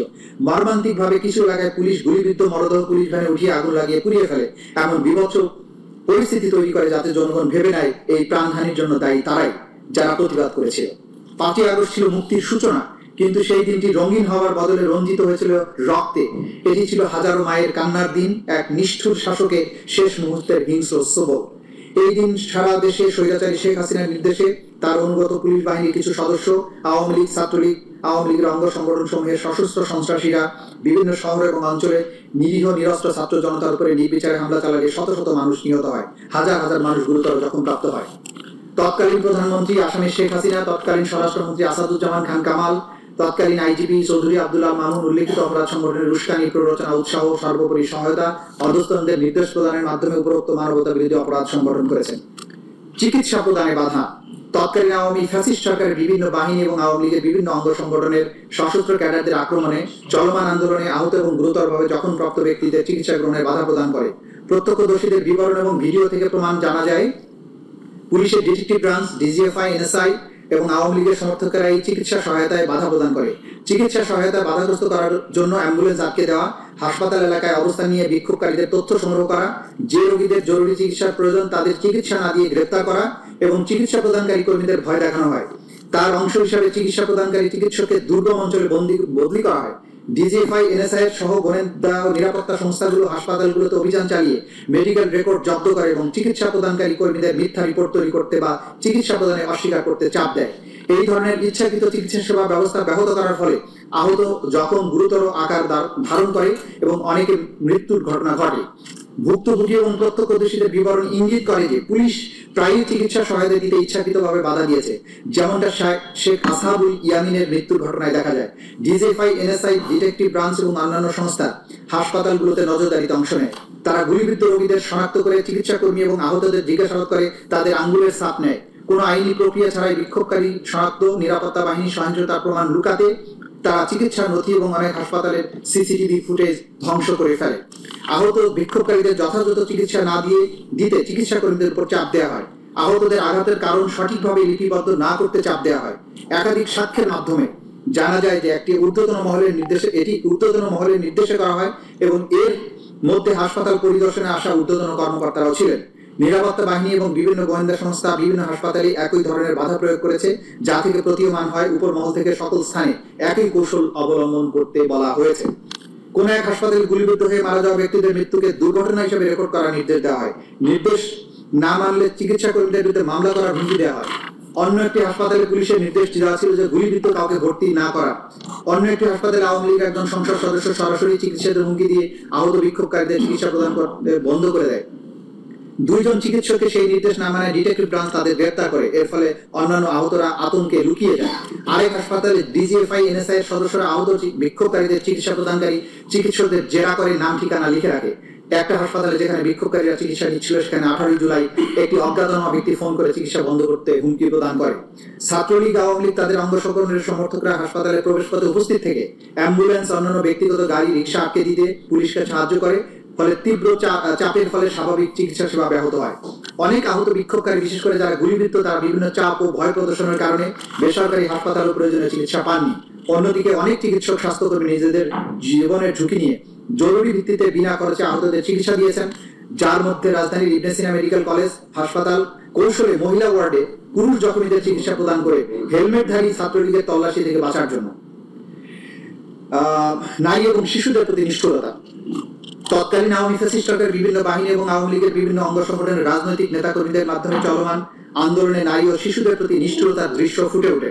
নারী আন্দোলনকারীরাও নিরাপত্তা বাহিনী ও সশস্ত্র আওয়ামী লীগ কর্মীদের হামলা থেকে রেহাই পায়নি। ঢাকা বিশ্ববিদ্যালয় ইডেন কলেজে নারী শিক্ষার্থীদের উপর হামলার পাশাপাশি ঢাকার বিভিন্ন স্থানে যাত্রাবাড়ি, উত্তরা, ধানমন্ডি, মিরপুর, ঢাকার বাইরে সাভার, কুমিল্লা, সিলেট, রংপুরে নারী বিক্ষোভকারীদের উপর হামলা করা হয়। অনুরূপভাবে তাদেরকে নির্বিচারে গ্রেপ্তার ও নির্যাতন করে অন্যান্য নিপীড়নের শিকার হতে হয়েছে, যাতে নারীরা বিক্ষোভে অংশগ্রহণ না করে এবং নেতৃত্ব না দেয়, এই জন্য তাদের নির্যাতন করা হয়। নারীদের শারীরিক নির্যাতনের লক্ষ্যে তাদের মুখ, বক্ষ, পেলভিস, নিতম্ব ইত্যাদি লক্ষ্য করে আঘাত করা হয়। আঘাত করার পাশাপাশি নারী পরিচয়ের কারণে লাঞ্ছিত করা হয়। শারীরিক সহিংসতার পাশাপাশি বিক্ষোভকারী নারীদেরকে বেশ্যা, পতিতা, পাইকারি মেয়ে ইত্যাদি অকথ্য ভাষায় গালমন্দ করা হয়। পুলিশ এবং আওয়ামী লীগ, ছাত্রলীগ সহ তাদের অঙ্গ সংগঠনের কর্মীরা নারী বিক্ষোভকারীদের ধর্ষণ, উলঙ্গ করে দেওয়া সহ বিভিন্ন যৌন হয়রানির হুমকি দেয়। আওয়ামী লীগ কর্মীদের হাতে নারী বিক্ষোভকারীদের শারীরিক যৌন সহিংসতার একটি ঘটনা ঘটেছে। আগস্টের প্রথম দিকে ঢাকায় বাঁশের লাঠি হাতে কয়েকজন পুরুষ এক মহিলাকে আটকিয়ে তিন আন্দোলনকারী কিনা জানতে চায়। তার ব্যাগ এবং ফোন তল্লাশি করে একটি বাংলাদেশের পতাকা পাওয়ায় তার চুল টেনে ধরে, পোশাক ছিঁড়ে ফেলে ও বক্ষ নিতম্বে চাপ দিয়ে ধরে রাখে, অশ্লীল গালিগালাজ করে। আরেক ঘটনায় দুই ছাত্রলীগ কর্মী একজন নারী বিক্ষোভকারীকে তার পরিবারের অন্যান্য নারী সদস্যদের ধর্ষণের হুমকি দেয়, তাকে শারীরিকভাবে লাঞ্ছিত করে, বক্ষ গোপনাঙ্গে হাত দেয়, অশ্লীল মন্তব্য করে। পরবর্তী সেই ভুক্তভোগী নারীকে আবারও ফোন করে ধর্ষণের হুমকি দেওয়া হয়। প্রত্যক্ষদর্শীদের থেকে জানা যায় যে কুমিল্লা ছাত্রলীগের কর্মীরা বেশ কয়েকজন নারী বিক্ষোভকারীকে আক্রমণ করেছিল, যাদের মধ্যে 2 জন শিক্ষার্থী ছিল। তাদের প্রথমে আটক করা হয়, পরে শারীরিক নিগ্রহের পর পুলিশে হস্তান্তর করা হয়। এই আন্দোলনে বিপুল সংখ্যক শিশু কিশোর সক্রিয়ভাবে অংশগ্রহণ করে, যাদের মধ্যে উচ্চ বিদ্যালয়, কলেজ, ধর্মীয় মাদ্রাসার শিক্ষার্থী, অল্প বয়সী শ্রমিকও ছিল। আবার কেউ কেউ কৌতূহলবশত রাস্তায় বিক্ষোভ পর্যবেক্ষণ করছিল। অপরদিকে আন্দোলন দমনে আওয়ামী লীগ ক্যাডারদের সাথে অর্থনৈতিকভাবে অসচ্ছল পরিবার থেকে আসা সদস্যদেরও দেখা গেছে, যাদেরকে আওয়ামী লীগ অর্থ দিয়ে ভাড়া করে আন্দোলনকারীদের বিরুদ্ধে ব্যবহার করেছিল। আওয়ামী লীগ এই শিশুদের সহিংসতায় জড়াতে অর্থায়ন করেছে। ঢাকার আজিমপুর, বাড্ডা, ধানমন্ডি, ফার্মগেট, যাত্রাবাড়ি, মিরপুর, মোহাম্মদপুর, রামপুরা এলাকার বাইরে গাজীপুর, নারায়ণগঞ্জ, রংপুর, সিলেট অঞ্চলের শিশুদের শহীদ এবং গুরুতরভাবে আহত হওয়ার ঘটনা ঘটেছে। উল্লেখিত ঘটনা ছাড়াও নিরাপত্তা বাহিনী নির্বিচার রাইফেল এবং শটগানের প্রাণঘাতী গুলি ব্যবহার করে শিশু বিক্ষোভকারীদের হত্যা করেছে। উদাহরণস্বরূপ মোহাম্মদপুরে শান্তিপূর্ণ বিক্ষোভকারী জনতার উপর নির্বিচারে গুলি চালায়। এতে 17 বছরের বয়সী এক নিরস্ত্র শিক্ষার্থী মাথায় গুলিবিদ্ধ হয়ে 19 জুলাই শহীদ হয়।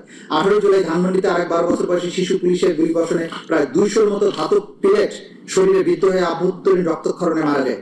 আর অনেক শিশু আজীবনের জন্য পঙ্গুত্ব বরণ করেছে। অনেক শিশু গুরুতর আহত হয়েছে। আওয়ামী লীগের সমর্থকদের গুলিতে 16 বছর বয়সী এক কিশোরের পায়ে গুলি লাগায় শেষ পর্যন্ত তার পা কেটে ফেলতে হয়। পুলিশের নির্বিচার গুলিতে ধাতব পেলেটের আঘাতে 17 বছরের কিশোরের উভয় চোখ অন্ধ হয়ে যায়। সবগুলো ঘটনা OSCHR এর প্রতিবেদন থেকে পাওয়া গেছে। শহীদদের মধ্যে খুবই অল্প বয়সী শিশু ছিল, যারা বাবা মায়ের সঙ্গে বিক্ষোভ মিছিলে গিয়েছিল বা ঘটনাস্থলের আশেপাশে দাঁড়িয়েছিল। নারায়ণগঞ্জে 6 বছর বয়সী একটি মেয়ে বাড়ির ছাদের উপর দাঁড়িয়ে বিক্ষোভ দেখার সময় মাথায় গুলিবিদ্ধ হয়ে শহীদ হয়। শিশুদের যেনতেন গ্রেফতার করে বিভিন্ন থানা, ডিটেকটিভ ব্রাঞ্চের কার্যালয় কিংবা কারাগারে প্রাপ্তবয়স্কদের সঙ্গে একই কক্ষে আটকে রাখা হতো। সেখানে তাদের নির্যাতন এবং অপদস্থ করা হতো। স্বীকারোক্তি আদায়ের লক্ষ্যে তাদের জবরদস্তিও করা হতো।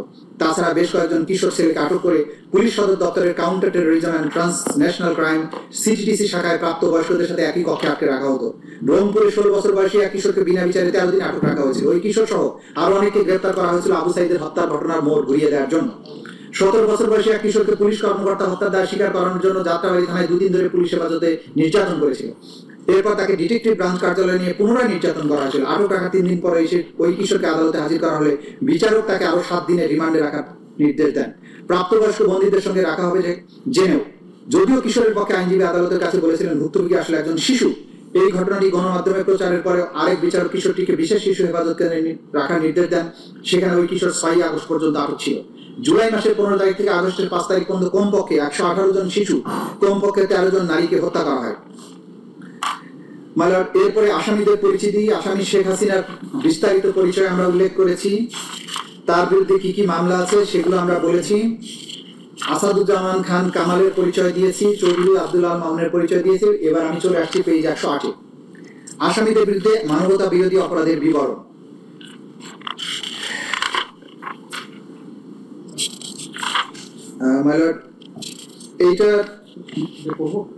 এইটা মোরালেস এটা এসে গেছে। আমি 110 থেকে আসছি। 110 এ অপরাধ সংগঠনে আসামিদের যৌথ দায় এবং ঊর্ধ্বতন অবস্থান, জয়েন্ট ক্রিমিনাল এন্টারপ্রাইজ এবং কমান্ড রেসপন্সিবিলিটি।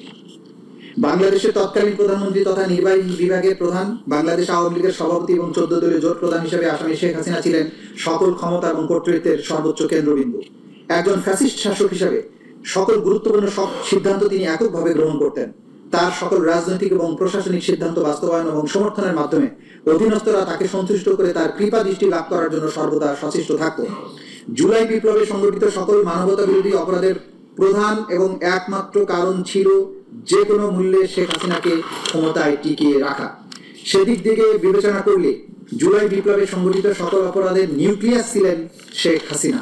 তার অধীনস্থ অন্যান্য অপরাধীরা বিশ্বাস করত যে শেখ হাসিনা ক্ষমতায় টিকে থাকলে তারাও টিকে থাকবে এবং সকল অপরাধ করা সত্ত্বেও তারা নিরাপদে থাকবে এবং আনুগত্যের জন্য পুরস্কৃত হবে। শেখ হাসিনা ছিলেন সকল অপরাধীর প্রাণভোমরা।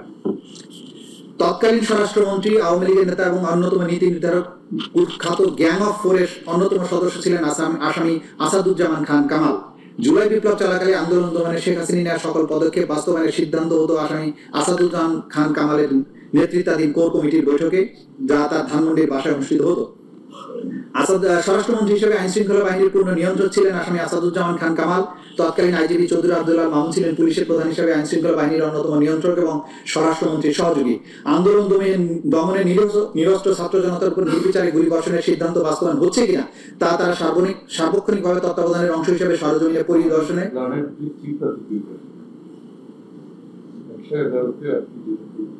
Gang of four G, gang of four এটা খুব পরিচিত একটা শব্দ ছিল। 4 জন ব্যক্তিকে নিয়ে একটা বিশেষ কমিটি ছিল।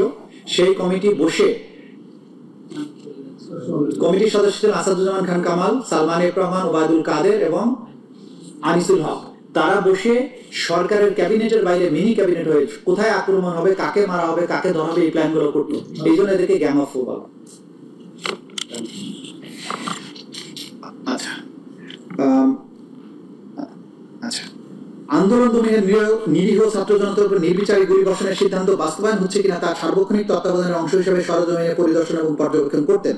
আন্দোলন চলাকালে 27শে জুলাই 2024 খ্রিস্টাব্দে যাত্রাবাড়ি থানার সামনে আন্দোলন দমনে আইন শৃঙ্খলা বাহিনী তদারকি করতে গেলে মোবাইলে ধারণকৃত আন্দোলন ছাত্র জনতাকে গুলি করার, হত্যা করার ভিডিও আসামি আসাদুজ্জামান কামাল এবং চৌধুরী আব্দুল মামুন ও স্বরাষ্ট্র সচিব জাহাঙ্গীর আলমকে প্রদর্শন করেন ওয়ারি জোনের ডিসি ইকবাল।